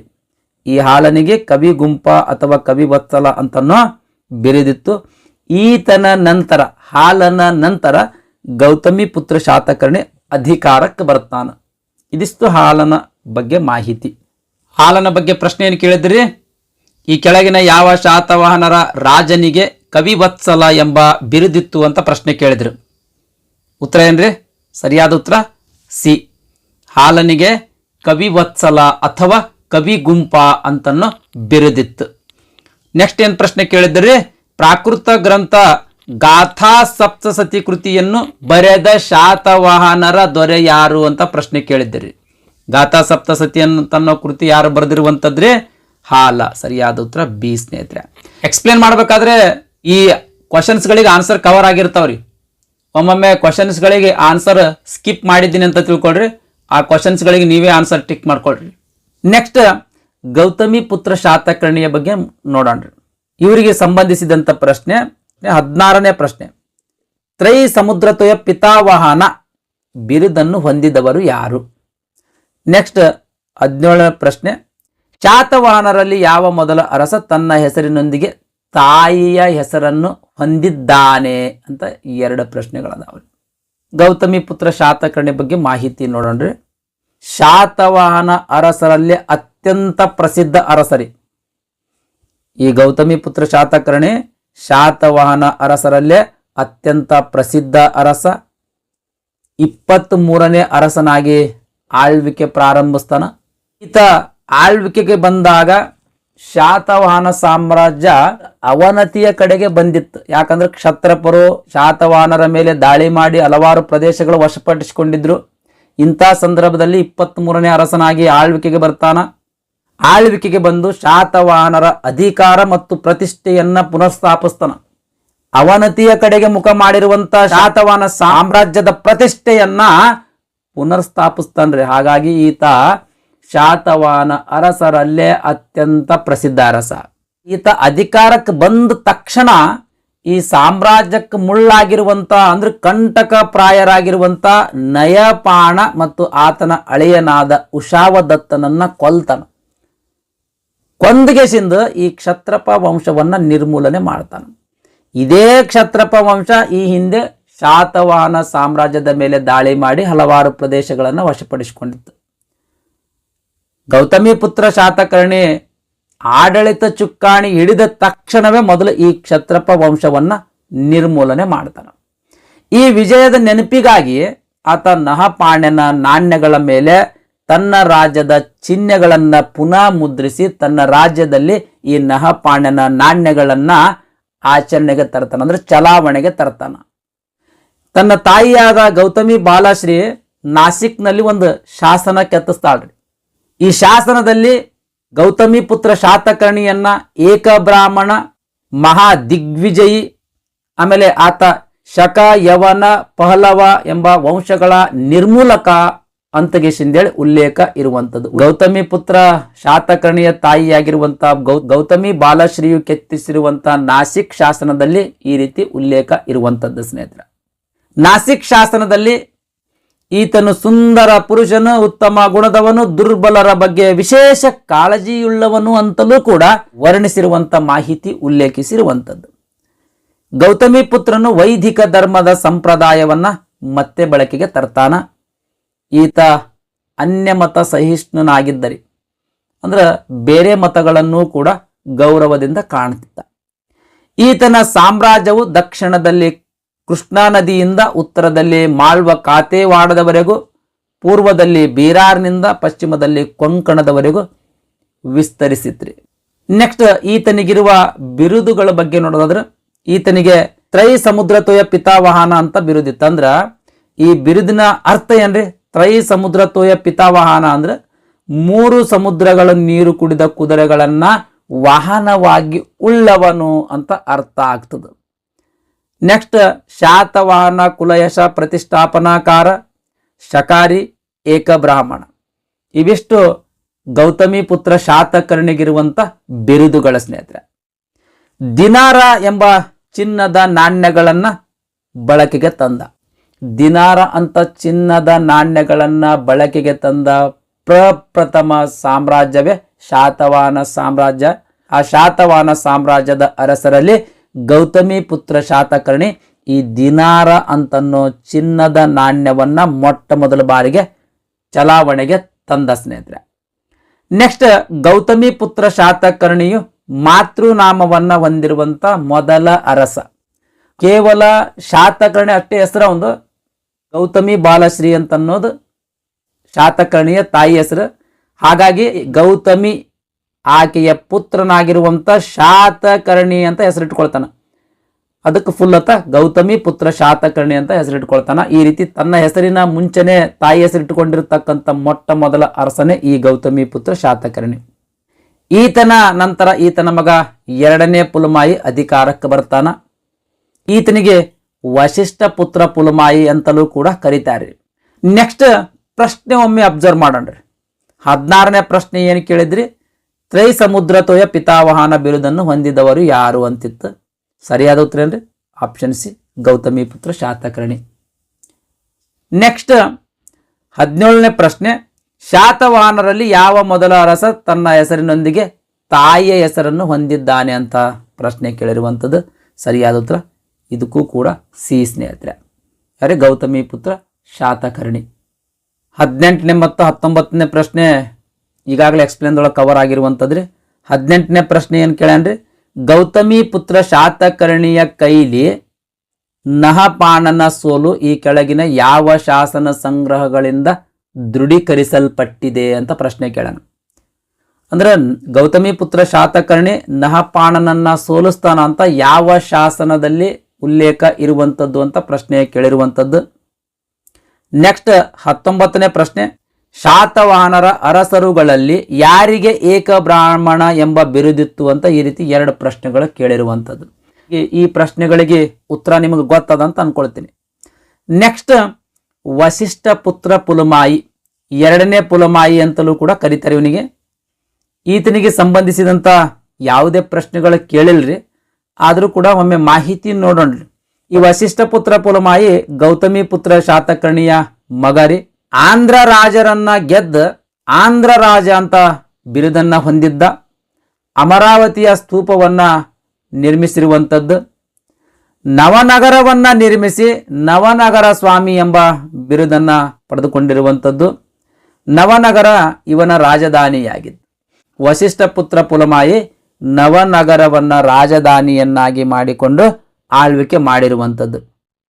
ಈತನು ಶಕರೊಂದಿಗೆ ಯುದ್ಧ ಮಾಡಿ ತನ್ನ ಸಾಮ್ರಾಜ್ಯದ ಪಶ್ಚಿಮ ಭಾಗವನ್ನು ಕಳೆದುಕೊಂಡ್ರಿ. ತನ್ನ ಸಾಮ್ರಾಜ್ಯದ ರಕ್ಷಣೆಗಾಗಿ ಉಜ್ಜಯಿನಿಯ ದೊರೆ ರುದ್ರದಾಮನ ಮಗಳನ್ನ ವಿವಾಹವಾಗಿ ಶಕರೊಡನೆ ಪುನಃ ಸಂಬಂಧವನ್ನ ಬೆಳೆಸ್ತಾನ. ಶಕರೊಡನೆ ಪುನಃ ಸಂಬಂಧವನ್ನ ಬೆಳೆಸ್ತಾನ. ರುದ್ರದಾಮನು 2 ಬಾರಿ ಈ ವಶಿಷ್ಠ ಪುತ್ರ ಪುಲಮಾಯಿಯನ್ನ ಸೋಲಿಸಿದ್ದನಂತೆ. ಆದರೆ ರಕ್ತ ಸಂಬಂಧವಿದ್ದುದರಿಂದ ಆತನನ್ನ ನಾಶ ಮಾಡಲಿಲ್ಲ ಅಂತ ರುದ್ರದಾಮನ ಗಿರ್ನಾರ್ ಶಾಸನದಲ್ಲಿ ಉಲ್ಲೇಖಿಸಿರುವಂಥದ್ದು. ಅಂದ್ರೆ ರುದ್ರದಾಮನ ಈತನಿಗೆ 2 ಬಾರಿ ಸೋಲಿಸಿದನಂತ. 2 ಬಾರಿ ಸೋಲಿಸಿದ್ದ, ಆತನಿಗೆ ನಾಶ ಮಾಡಲಿಲ್ಲ. ಯಾಕೆ ನಾಶ ಮಾಡಲಿಲ್ಲ ಅಂದ್ರೆ ರಕ್ತ ಸಂಬಂಧ ಇತ್ತು. ಆ ರಕ್ತ ಸಂಬಂಧ ಇದ್ದುದರಿಂದಾಗಿ ಆತನನ್ನ ನಾಶ ಮಾಡಲಿಲ್ಲ ಅಂತ ರುದ್ರದಾಮನ ಗಿರ್ನಾರ್ ಶಾಸನದಲ್ಲಿ ಉಲ್ಲೇಖ ಇರುವಂಥದ್ದು. ಇದಿಷ್ಟು ವಶಿಷ್ಠ ಪುತ್ರ ಪುಲಮಾಯಿಯ ಬಗ್ಗೆ ಮಾಹಿತಿ. ನೆಕ್ಸ್ಟ್ ಯಜ್ಞಶ್ರೀ ಶಾತಕರ್ಣಿ. ಈತ ಶಾತವಾಹನ ಸಾಮ್ರಾಜ್ಯದ ಕೊನೆಯ ಅರಸ ಸ್ನೇಹಿತರೆ. ಈತನಿಗೆ ಸಂಬಂಧಿಸಿದ ಪ್ರಶ್ನೆ ನೋಡೋಣ್ರಿ. 20ನೇ ಪ್ರಶ್ನೆ, ಈ ಕೆಳಗಿನ ಯಾವ ಶಾತವಾಹನ ಅರಸನು ನಾಣ್ಯಗಳನ್ನು ಬಿಡುಗಡೆ ಮಾಡಿ ಅದರಲ್ಲಿ ಸಮುದ್ರಯಾನದ ಹಡಗುಗಳ ಚಿತ್ರವನ್ನು ಚಿತ್ರಿಸಿದನು ಅಂತ ಪ್ರಶ್ನೆ ಅದ. ಉತ್ತರ ಅಂತೂ ಎಲ್ಲರಿಗೂ ಗೊತ್ತಿರ್ತದ. ಯಜ್ಞಶ್ರೀ ಶಾತಕರ್ಣಿಯ ಬಗ್ಗೆ ನಾವು ಮಾಹಿತಿ ನೋಡ್ತಾ ಇರೋದ್ರಿಂದ ಯಜ್ಞಶ್ರೀ ಶಾತಕರ್ಣಿಯ ಉತ್ತರ ಆಗಿರುವಂಥದ್ದು. ಓಕೆ ರೀ, ಈತನ ಬಗ್ಗೆ ಮಾಹಿತಿ ನೋಡೋಣ್ರಿ. ಶಾತವಾಹನರ ಕೊನೆಯ ಅರಸ ಅಂದ್ರೆ ಶಾತವಾಹನ ಸಾಮ್ರಾಜ್ಯದ ಕೊನೆಯ ಅರಸ ಈ ಯಜ್ಞಶ್ರೀ ಶಾತಕರ್ಣಿ. ಇವನು ಆಕರ ಮೇಲೆ ವಿಜಯ ಸಾಧಿಸಿದ. ತನ್ನ ನಾಣ್ಯಗಳ ಮೇಲೆ ಹಡಗು ಮತ್ತು ಮೀನಿನ ಚಿತ್ರವಿತ್ತು. ಅಂದ್ರೆ ಈತ ಆಳ್ವಿಕೆ ಮಾಡಬೇಕಾದ್ರೆ ಈತನ ಸಾಮ್ರಾಜ್ಯದಲ್ಲಿ ಚಲಾವಣೆಯಲ್ಲಿರುವಂಥ ನಾಣ್ಯಗಳ ಮೇಲೆ ಹಡಗು ಮತ್ತು ಮೀನಿನ ಚಿತ್ರವನ್ನು ಮುದ್ರಿಸಿ ಚಲಾವಣೆಗೆ ತಂದಿರುವಂಥದ್ದು. ಇವನ ಸಾಮ್ರಾಜ್ಯ ಸಮುದ್ರ ತೀರದವರೆಗೆ ವ್ಯಾಪಿಸಿತ್ತು ಮತ್ತು ವಿದೇಶಿ ವ್ಯಾಪಾರದ ವೃದ್ಧಿಸಿತ್ತು. ಅಂದ್ರೆ ವಿದೇಶಿ ವ್ಯಾಪಾರ ಕೂಡ ಕೈಗೊಳ್ಳುತ್ತಿತ್ತು. ಇವನ ನಂತರ ಬಂದ ರಾಜರು ಅಸಮರ್ಥರಾಗಿದ್ದರು. ಹಾಗೆಯೇ ಕನ್ನಡ ನಾಡಿನಲ್ಲಿ ಗಂಗರು, ಕದಂಬರು, ದಕ್ಷಿಣದಲ್ಲಿ ಪಲ್ಲವರು ಅಧಿಕಾರಕ್ಕೆ ಬಂದು ಪ್ರಬಲರಾಗಿರುವುದರಿಂದ ಶಾತವಾಹನ ಸಾಮ್ರಾಜ್ಯ ಕೊನೆಗೊಂಡಿತ್ತು ಸ್ನೇಹಿತರೆ. ನೆಕ್ಸ್ಟ್ ಈತನಿಗೆ ಸಂಬಂಧಿಸಿದಂಥ ಇನ್ನೊಂದು ಪ್ರಶ್ನೆ ಕೇಳಿರುವಂಥದ್ದು 21ನೇ ಪ್ರಶ್ನೆ, ಶಾತವಾಹನರ ಕೊನೆಯ ಅರಸ. ಈ ಪ್ರಶ್ನೆಗೆ ಉತ್ತರ ಕೂಡ ಎಲ್ಲರಿಗೂ ಗೊತ್ತದ. ಸರಿಯಾದ ಉತ್ತರ ಬಿ ಸ್ನೇಹಿತರೆ, ಯಜ್ಞಶ್ರೀ ಶಾತಕರ್ಣಿ. ಇಲ್ಲಿ ತನಕ ಶಾತವಾಹನರ ರಾಜಕೀಯ ಇತಿಹಾಸದ ಬಗ್ಗೆ ಮಾಹಿತಿ ಆಯ್ತು. ಆಮೇಲೆ ರಾಜಕೀಯ ಇತಿಹಾಸಕ್ಕೆ ಸಂಬಂಧಿಸಿದಂಥ ಪ್ರಶ್ನೆಗಳಾದವ್ರಿ. ಇವಾಗ ನೆಕ್ಸ್ಟ್ ಶಾತವಾಹನರ ಆಡಳಿತದ ಸಾಧನೆಗಳ ಬಗ್ಗೆ ಕೇಳಿರುವಂಥ ಪ್ರಶ್ನೆಗಳನ್ನು ಡಿಸ್ಕಸ್ ಮಾಡೋಣ ರೀ. 22ನೇ ಪ್ರಶ್ನೆ, ಶಾತವಾಹನರ ಕಾಲದಲ್ಲಿ ನಗರಾಡಳಿತವು ಈ ಕೆಳಗಿನ ಯಾರ ಕೈಯಲ್ಲಿತ್ತು ಅಂತ ಪ್ರಶ್ನೆ ಕೇಳಿರುವಂಥದ್ದು. ನೆಕ್ಸ್ಟ್ 23ನೇ ಪ್ರಶ್ನೆ, ಈ ಕೆಳಗಿನ ಯಾವ ಹೇಳಿಕೆ ತಪ್ಪಾಗಿದೆ? ಆಪ್ಷನ್ ಎ ಪಟ್ಟಿಪಾಲಕ ಅಂದ್ರೆ ಶಾಸನ ಕೆತ್ತುವನು ಅಂತದ. ಆಪ್ಷನ್ ಬಿ ರಾಜುಕ ಅಂದ್ರೆ ನ್ಯಾಯಾಧೀಶ ಅಂತದ. ಆಪ್ಷನ್ ಸಿ ಹೆರಣಿಕ ಅಂದ್ರೆ ಉಗ್ರಣಾಧಿಕಾರಿ. ಆಪ್ಷನ್ ಡಿ ಲೇಖಕ ಅಂದ್ರೆ ರಾಜ್ಯದ ಮುಖ್ಯ ಕಾರ್ಯದರ್ಶಿ. ಈ ರೀತಿ 4 ಆಪ್ಷನ್ಗಳಲ್ಲಿ ಯಾವ ಆಪ್ಷನ್ ತಪ್ಪದ ಅಂತ ಪ್ರಶ್ನೆ ಕೇಳಿರುವಂಥದ್ದು. ನೆಕ್ಸ್ಟ್ 24ನೇ ಪ್ರಶ್ನೆ, ಶಾತವಾಹನರ ಕಾಲದಲ್ಲಿ ಕಂಡುಬರುವ ಅಹರಸ ಎಂಬುದು ಡ್ಯಾಶ್ ಆಗಿದೆ. ಅಹರ ಇರ್ಬೇಕು ಸ್ನೇಹಿತರೆ, ಇದು ಅಹರಸ ಇಲ್ಲ. ಅಹರ ಅಂತಂದ್ರೆ ಏನು ಅಂತ ಪ್ರಶ್ನೆ ಕೇಳಿರುವಂಥದ್ದು. ಆಪ್ಷನ್ ಎ ಪ್ರಾಂತ್ಯ, ಆಪ್ಷನ್ ಬಿ ಪಟ್ಟಣ, ಆಪ್ಷನ್ ಸಿ ಜಿಲ್ಲೆ, ಆಪ್ಷನ್ ಡಿ ರಾಜಧಾನಿ. ಅಂದ್ರೆ ಯಾವುದಕ್ಕೆ ಅಹರ ಅಂತ ಕರಿತಿದ್ರು ಅಂತ ಪ್ರಶ್ನೆ ಕೇಳಿರುವಂಥದ್ದು. ವಿವರಣೆ ನೋಡೋಣ ಸ್ನೇಹಿತರೆ. ನೆಕ್ಸ್ಟ್ ಮತ್ತೊಮ್ಮೆ ಪ್ರಶ್ನೆಗಳನ್ನ ಡಿಸ್ಕಸ್ ಮಾಡೋಣ್ರಿ. ಶಾತವಾಹನರ ಕಾಲದಲ್ಲಿ ರಾಜನೇ ರಾಜ್ಯದ ಸರ್ವೋಚ್ಚ ಅಧಿಕಾರಿಯಾಗಿದ್ದ. ಅಶೋಕನ ಪದ್ಧತಿಯಂತೆ ಶಾತವಾಹನ ಅರಸರುಗಳು ತಮ್ಮ ಆಜ್ಞೆಗಳನ್ನ ಅಮಾತ್ಯರು ಅಂತ ಇರ್ತಿದ್ರು. ಈ ಅಮಾತ್ಯರೆಂಬ ಕೆಳ ದರ್ಜೆಯ ಅಧಿಕಾರಿಗಳ ಮೂಲಕ ಪ್ರಾಕೃತ ಭಾಷೆಯಲ್ಲಿ ತಿಳಿಸ್ತಿದ್ದರು. ಈಗ ರಾಜನ ಯಾವುದೇ ಆದೇಶಗಳನ್ನ ಅಥವಾ ಆಜ್ಞೆಗಳನ್ನ ಸಾರ್ವಜನಿಕರಿಗೆ ತಿಳಿಸಬೇಕಾಗಿತ್ತು ಅಂತಂದ್ರ ಆ ರಾಜ ಅಥವಾ ಆ ಅರಸ ಅಮಾತ್ಯರು ಅಂತ ಒಬ್ಬ ಕೆಳ ದರ್ಜೆಯ ಅಧಿಕಾರಿಯನ್ನ ನೇಮಕ ಮಾಡ್ಕೊಳ್ತಿದ್ದ. ಈ ಅಮಾತ್ಯ ಏನ್ ಮಾಡ್ತಿದ್ದಲ್ಲಿ, ಈ ಅಮಾತ್ಯ ಎಂಬ ಅಧಿಕಾರಿ ರಾಜನ ಎಲ್ಲ ಆಜ್ಞೆಗಳನ್ನ ಸಾರ್ವಜನಿಕರಿಗೆ ಪ್ರಾಕೃತ ಭಾಷೆಯಲ್ಲಿ ತಿಳಿಸ್ತಿದ್ದಾರೆ. ನೆಕ್ಸ್ಟ್ ರಾಜ್ಯವನ್ನ ಅಥವಾ ಸಾಮ್ರಾಜ್ಯವನ್ನ ಸರಾಗವಾಗಿ ನಿರ್ವಹಣೆ ಮಾಡುವುದಕ್ಕಾಗಿ ಅಂದ್ರೆ ಮೇಂಟೆನೆನ್ಸ್ ಮಾಡುವುದಕ್ಕಾಗಿ ರಾಜ್ಯವನ್ನ ವಿವಿಧ ಭಾಗಗಳಾಗಿ ವಿಂಗಡಿಸಲಾಗ್ತಿತ್ರಿ. ಜನಪದ ಅಂತ, ಆಮೇಲೆ ಪ್ರಾಂತ್ಯ, ವಿಷಯ, ನಿಗಮ, ಗ್ರಾಮ, ಈ ರೀತಿ ರಾಜ್ಯವನ್ನ ವಿಂಗಡಣೆ ಮಾಡಲಾಗುತ್ತಿತ್ತು. ಅಂದ್ರೆ ಹಲವಾರು ಭಾಗಗಳಾಗಿ ಮಾಡಲಾಗುತ್ತಿತ್ತು. ಜನಪದ ಅಂದ್ರೆ ಒಂಥರ ರಾಜ್ಯ ಇದ್ದಂಗ ಸ್ನೇಹಿತರೆ. ಇಲ್ಲಿ ರಾಜಕುಮಾರ ಅಥವಾ ರಾಜನ ಸಂಬಂಧಿಕರ ನೋಡ್ಕೊಳ್ತಿದ್ರು. ನೆಕ್ಸ್ಟ್ ಪ್ರಾಂತ್ಯ ಅಥವಾ ಆಹಾರ. ಪ್ರಾಂತ್ಯ ಅಂದ್ರೂ ಒಂದೇ, ಆಹಾರ ಅಂದ್ರೂ ಒಂದೇ. ಇಲ್ಲಿ ಪ್ರಾಂತ್ಯಾಧಿಕಾರಿ ಅಂತಿರ್ತಿದ್ದ. ನೆಕ್ಸ್ಟ್ ವಿಷಯ, ಇಲ್ಲಿ ವಿಷಯ ಅಂತಂದ್ರೆ ಜಿಲ್ಲೆಗಳು. ನೆಕ್ಸ್ಟ್ ನಿಗಮ, ಆಮೇಲೆ ಗ್ರಾಮ. ಈ ಗ್ರಾಮದಲ್ಲಿ ಗ್ರಾಮಿಕ ಅಥವಾ ಗ್ರಾಮೀಣಿ ಅಂತ ಅಧಿಕಾರಿ ಇರ್ತಿದ್ದ. ಇವ ಗ್ರಾಮದ ಪ್ರತಿಯೊಂದು ಚಟುವಟಿಕೆಗಳನ್ನ ನಿರ್ವಹಿಸ್ತಿದ್ದ. ಪ್ರತಿಯೊಂದು ಆಹಾರದಲ್ಲಿಯೂ ಅಂದ್ರೆ ಪ್ರತಿಯೊಂದು ಪ್ರಾಂತ್ಯದಲ್ಲಿಯೂ ನಿಗಮ ಅಂತ ಪಟ್ಟಣವಿರ್ತಿತ್ತು. ಪ್ರತಿ ಆಹಾರಕ್ಕೂ ಅಂದ್ರೆ ಪ್ರತಿ ಪ್ರಾಂತ್ಯಕ್ಕೂ ಅಮಾತ್ಯ ಅಂತ ಒಬ್ಬ ಅಧಿಕಾರಿಯಾಗಿರ್ತದ. ಈತನೇ ಆ ಪ್ರಾಂತ್ಯದ ಮುಖ್ಯಾಧಿಕಾರಿಯಾಗಿರ್ತಿದ್ದ ಸ್ನೇಹಿತರೆ. ನೆಕ್ಸ್ಟ್ ಪಟ್ಟಣಗಳ ಆಡಳಿತವನ್ನ ನಿಗಮ ಸಭೆಗಳು ನೋಡ್ಕೊಳ್ತಾ ಇದ್ದು. ನೆಕ್ಸ್ಟ್ ರಾಜ್ಯದ ಪ್ರಮುಖ ಆಡಳಿತಾಧಿಕಾರಿಗಳ ಬಗ್ಗೆ ನೋಡೋದಾದ್ರೆ ಅಂದ್ರೆ ರಾಜ ತನ್ನ ಸಾಮ್ರಾಜ್ಯವನ್ನ ನಿರ್ವಹಣೆ ಮಾಡುವುದಕ್ಕಾಗಿ ಕೆಲವು ಅಧಿಕಾರಿಗಳನ್ನ ನೇಮಕ ಮಾಡಿಕೊಂಡಿದ್ದ. ಆ ಅಧಿಕಾರಿಗಳ ಬಗ್ಗೆ ನೋಡೋದಾದ್ರೆ ಭಂಡಾಗಾರಿಕ ಅಂತಿದ್ದ. ಭಂಡಗಾರಿಕ. ಆ ಭಂಡಗಾರಿಕ ಅಂತಂದ್ರೆ ಏನ್ರಿ? ಭಂಡಗಾರಿಕ ಅಂದ್ರೆ ಉಗ್ರಣಾಧಿಕಾರಿ. ನೆಕ್ಸ್ಟ್ ಹೆರಣಿಕ ಅಂತಿದ್ದ. ಹೆರಣಿಕ ಅಂದ್ರೆ ಹಣಕಾಸು ಅಧಿಕಾರಿ, ಅಂದ್ರೆ ಒಂಥರ ಫೈನಾನ್ಸ್ ಮಿನಿಸ್ಟರ್ ಇದ್ದಂಗಿತ್ತ. ನೆಕ್ಸ್ಟ್ ಲೇಖಕ. ಲೇಖಕ ಅಂದ್ರೆ ರಾಜ್ಯದ ಮುಖ್ಯ ಕಾರ್ಯದರ್ಶಿ. ರಾಜ್ಯದ ಮುಖ್ಯ ಕಾರ್ಯದರ್ಶಿ ಅಂದ್ರೆ ಸೆಕ್ರೆಟರಿ. ನೆಕ್ಸ್ಟ್ ನಿಬಂಧಕ. ನಿಬಂಧಕ ಅಂದ್ರೆ ಈ ಲೇಖಕ ಸಿದ್ಧಪಡಿಸಿರುವಂತ ದಾಖಲೆಗಳಾಗಿರ್ಬೋದು ಅಥವಾ ಈ ಲೇಖಕನ ಕಚೇರಿಯ ದಾಖಲೆಗಳಾಗಿರ್ಬೋದು, ಆ ದಾಖಲೆಗಳನ್ನ ವ್ಯವಸ್ಥಿತವಾಗಿಡುವವನೇ ಈ ನಿಬಂಧಕ. ಕೆಲವು ಪ್ರದೇಶಗಳ ಆಡಳಿತವನ್ನ ಮಹಾರಥಿ, ಮಹಾಭೋಜ ಎಂಬ ಮಾಂಡಲಿಕರ ಅಧೀನಕ್ಕೂ ಕೂಡ ರಾಜರು ಒಪ್ಪಿಸ್ತಿದ್ರು.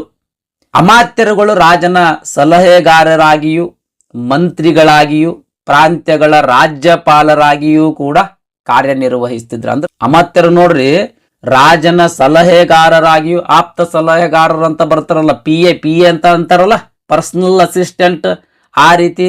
ಆಮೇಲೆ ಮಂತ್ರಿಯಾಗಿಯೂ ಅಂದ್ರೆ ಮಿನಿಸ್ಟರ್ ಆಗಿಯೂ, ಆಮೇಲೆ ಪ್ರಾಂತ್ಯಗಳ ರಾಜ್ಯಪಾಲರಾಗಿಯೂ ಕೂಡ ಕಾರ್ಯನಿರ್ವಹಿಸ್ತಿದ್ರು.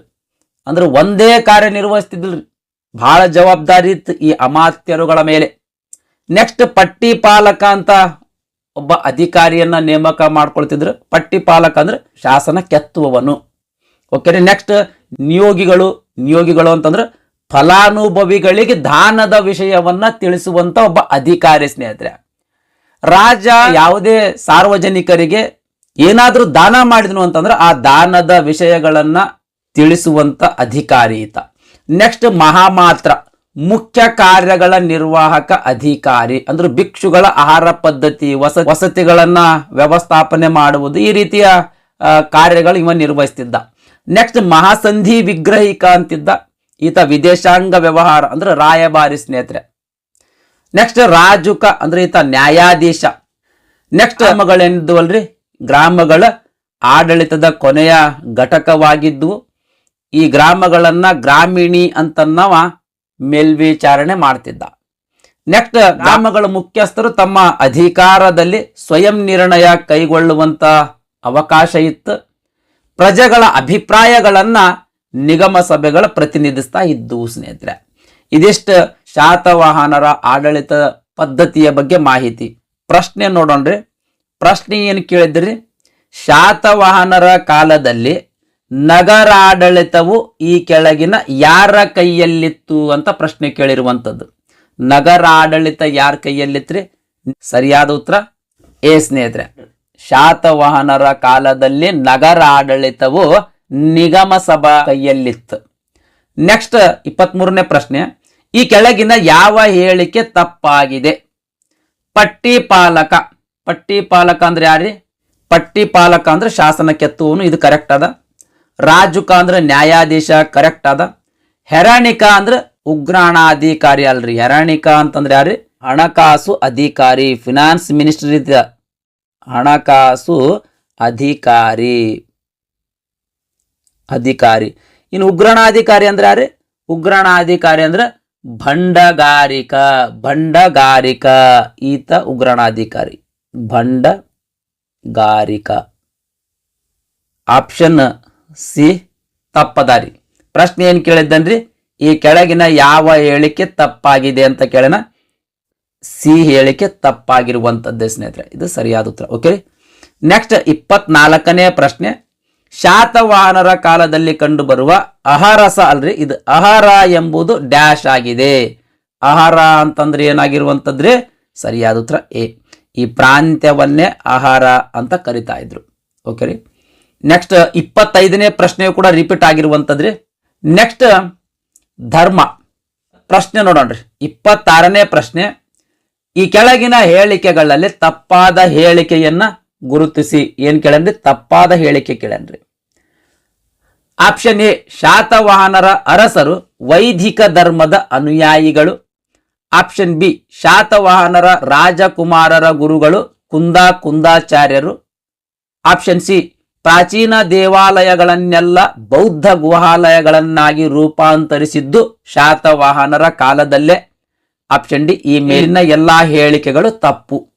ಈ ರೀತಿ ಆಪ್ಷನ್ಸ್ ಅದಾವ್ರಿ. ವಿವರಣೆ ನೋಡೋಣ್ರಿ. ಶಾತವಾಹನ ಸಾಮ್ರಾಜ್ಯದ ಅರಸರು ವೈದಿಕ ಧರ್ಮದ ಅನುಯಾಯಿಗಳಾಗಿದ್ರು.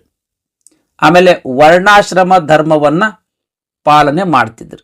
ವರ್ಣಾಶ್ರಮ ಧರ್ಮ ಅಂತಂದ್ರೆ ಬ್ರಾಹ್ಮಣರು, ಕ್ಷತ್ರಿಯರು, ವೈಶ್ಯರು ಮತ್ತು ಶೂದ್ರರು. ಅಂದ್ರೆ ವರ್ಣಾಶ್ರಮ ಅಂತಂದ್ರೆ ಹಿಂದೂ ಸಮಾಜದಲ್ಲಿನ ಒಂದು ಸಾಮಾಜಿಕ ವ್ಯವಸ್ಥೆ ಆ ರೀತಿ ಇತ್ರಿ. ಅವಾಗ ಬ್ರಾಹ್ಮಣರು, ಕ್ಷತ್ರಿಯ, ವೈಶ್ಯರು, ಶೂದ್ರರು ಅಂತ ಹೇಳಿ ಈ ರೀತಿ ವರ್ಣಾಶ್ರಮ ಧರ್ಮ ಪಾಲನೆ ಮಾಡ್ತಿದ್ರು. ಬ್ರಾಹ್ಮಣರು ಅಂದ್ರೆ ನಿಮ್ಗೆ ಗೊತ್ತಾದ್ರಿ, ವಿದ್ವಾಂಸರು, ಶಿಕ್ಷಕರು ಮತ್ತು ಉನ್ನತ ಹುದ್ದೆಯಲ್ಲಿ ಇರ್ತಿದ್ರು. ಅಂದ್ರೆ ಪುರೋಹಿತರಾಗಿ ಉನ್ನತ ಹುದ್ದೆಯಲ್ಲಿ ಇರ್ತಿದ್ರು ಒಟ್ಟಾರೆಯಾಗಿ. ಕ್ಷತ್ರಿಯರು ಅಂತಂದ್ರೆ ಆಡಳಿತಗಾರರು, ಅವರು ಯೋಧರ ಸ್ನೇಹಿತರು ಅವರು. ಆಮೇಲೆ ಸಾಮ್ರಾಜ್ಯವನ್ನ ರಕ್ಷಣೆ ಮಾಡುವಂಥವ್ರು. ವೈಶ್ಯರು ಅಂತಂದ್ರೆ ವ್ಯಾಪಾರಿಗಳು, ರೈತರು ಮತ್ತು ಕೃಷಿಕರು, ಈ ರೀತಿಯ ಜನ ಬರ್ತಿದ್ರು. ಶೂದ್ರರು ಅಂತಂದ್ರೆ ಕಾರ್ಮಿಕರ ಸ್ನೇಹಿತರು, ಕಾರ್ಮಿಕರು ಮತ್ತು ಸೇವಕರು. ಓಕೆ ರೀ. ನೆಕ್ಸ್ಟ್, ಬೌದ್ಧ ಮತ್ತು ಜೈನ ಧರ್ಮಕ್ಕೂ ಸಹ ಪ್ರೋತ್ಸಾಹ ನೀಡಿರುವಂಥದ್ದು. ಪ್ರಾಚೀನ ಗುಹೆಗಳನ್ನೆಲ್ಲ ಹುಡುಕಿ ಅವುಗಳನ್ನೆಲ್ಲ ಬೌದ್ಧ ಗುಹೆಗಳನ್ನಾಗಿ ರೂಪಾಂತರಗೊಳಿಸಿದ್ದು ಈ ಶಾತವಾಹನರ ಕಾಲದಲ್ಲಿಯೇ ಸ್ನೇಹಿತರೆ. ವೃತ್ತಿ ಆಧಾರದ ಮೇಲೆ ಉಪಜಾತಿಗಳು ಕೂಡ ಹುಟ್ಟಿಕೊಂಡಿದ್ದು. ರೈತ, ವ್ಯಾಪಾರಿ, ಅಕ್ಕಸಾಲಿಗ, ಮೀನುಗಾರ, ಬಡಗಿ, ನೇಕಾರ, ಔಷಧ ತಯಾರಿಸುವ ಮುಂತಾದವುಗಳು ಈ ರೀತಿಯ ಉಪಜಾತಿಗಳು ಹುಟ್ಟಿಕೊಂಡಿದ್ದು. ನೆಕ್ಸ್ಟ್, ದಿಗಂಬರ ಗುರುವಾದ ಕುಂದಾಚಾರ್ಯರು ಶಾತವಾಹನರ ರಾಜಕುಮಾರಗಳ ಗುರುವಾಗಿದ್ದ ಸ್ನೇಹಿತರೆ. ಇದಿಷ್ಟು ಧರ್ಮದ ಬಗ್ಗೆ ಮಾಹಿತಿ. ಪ್ರಶ್ನೆ ಏನು ಕೇಳಿದ್ದಾರೆ, ಈ ಕೆಳಗಿನ ಹೇಳಿಕೆಗಳಲ್ಲಿ ತಪ್ಪಾಗಿರುವಂತಹ ಹೇಳಿಕೆ ಯಾವುದು ಅಂತ ಗುರುತಿಸ್ರಿ ಅಂತ ಪ್ರಶ್ನೆ ಕೇಳಿರುವಂತದ್ದು. ಶಾತವಾಹನರ ಅರಸರು ವೈದಿಕ ಧರ್ಮದ ಅನುಯಾಯಿಗಳು, ಇದು ಕರೆಕ್ಟ್ ಅದ.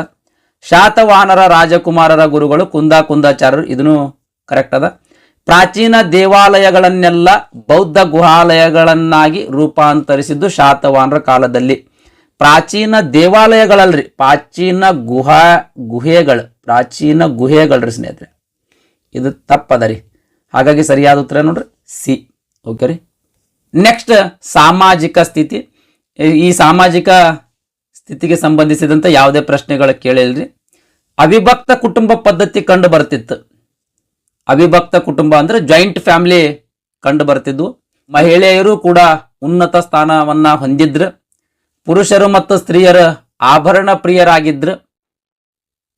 ಆಭರಣ ತಯಾರಿಕೆಗೆ ಶಾತವಾಹನರು ಮಣಿ, ಮುತ್ತು ಹಾಗೂ ಚಿನ್ನವನ್ನ ಉಪಯೋಗಿಸ್ತಿದ್ರು. ಆಭರಣ ತಯಾರಿಕೆಗೆ ಶಾತವಾಹನರು ಮಣಿ, ಮುತ್ತು ಹಾಗೂ ಚಿನ್ನವನ್ನು ಉಪಯೋಗಿಸ್ತಿದ್ರು ಅಂತನ್ನಕ್ಕೆ ಪುರಾವೆಗಳೇನು, ಸಾಕ್ಷಿ ಏನು ಅಂತ ಅನ್ನೋದ್ರ ಬಗ್ಗೆ ನೋಡೋದಾದ್ರೆ ಬಟ್ಟಿಪೋಲು ಸಂಶೋಧನೆಯಿಂದ ತಿಳಿದು ಬರುತ್ತಾದ್ರಿ. ಇದೇ ಪ್ರಮುಖವಾಗಿರುವಂತ ಸಾಕ್ಷಿ.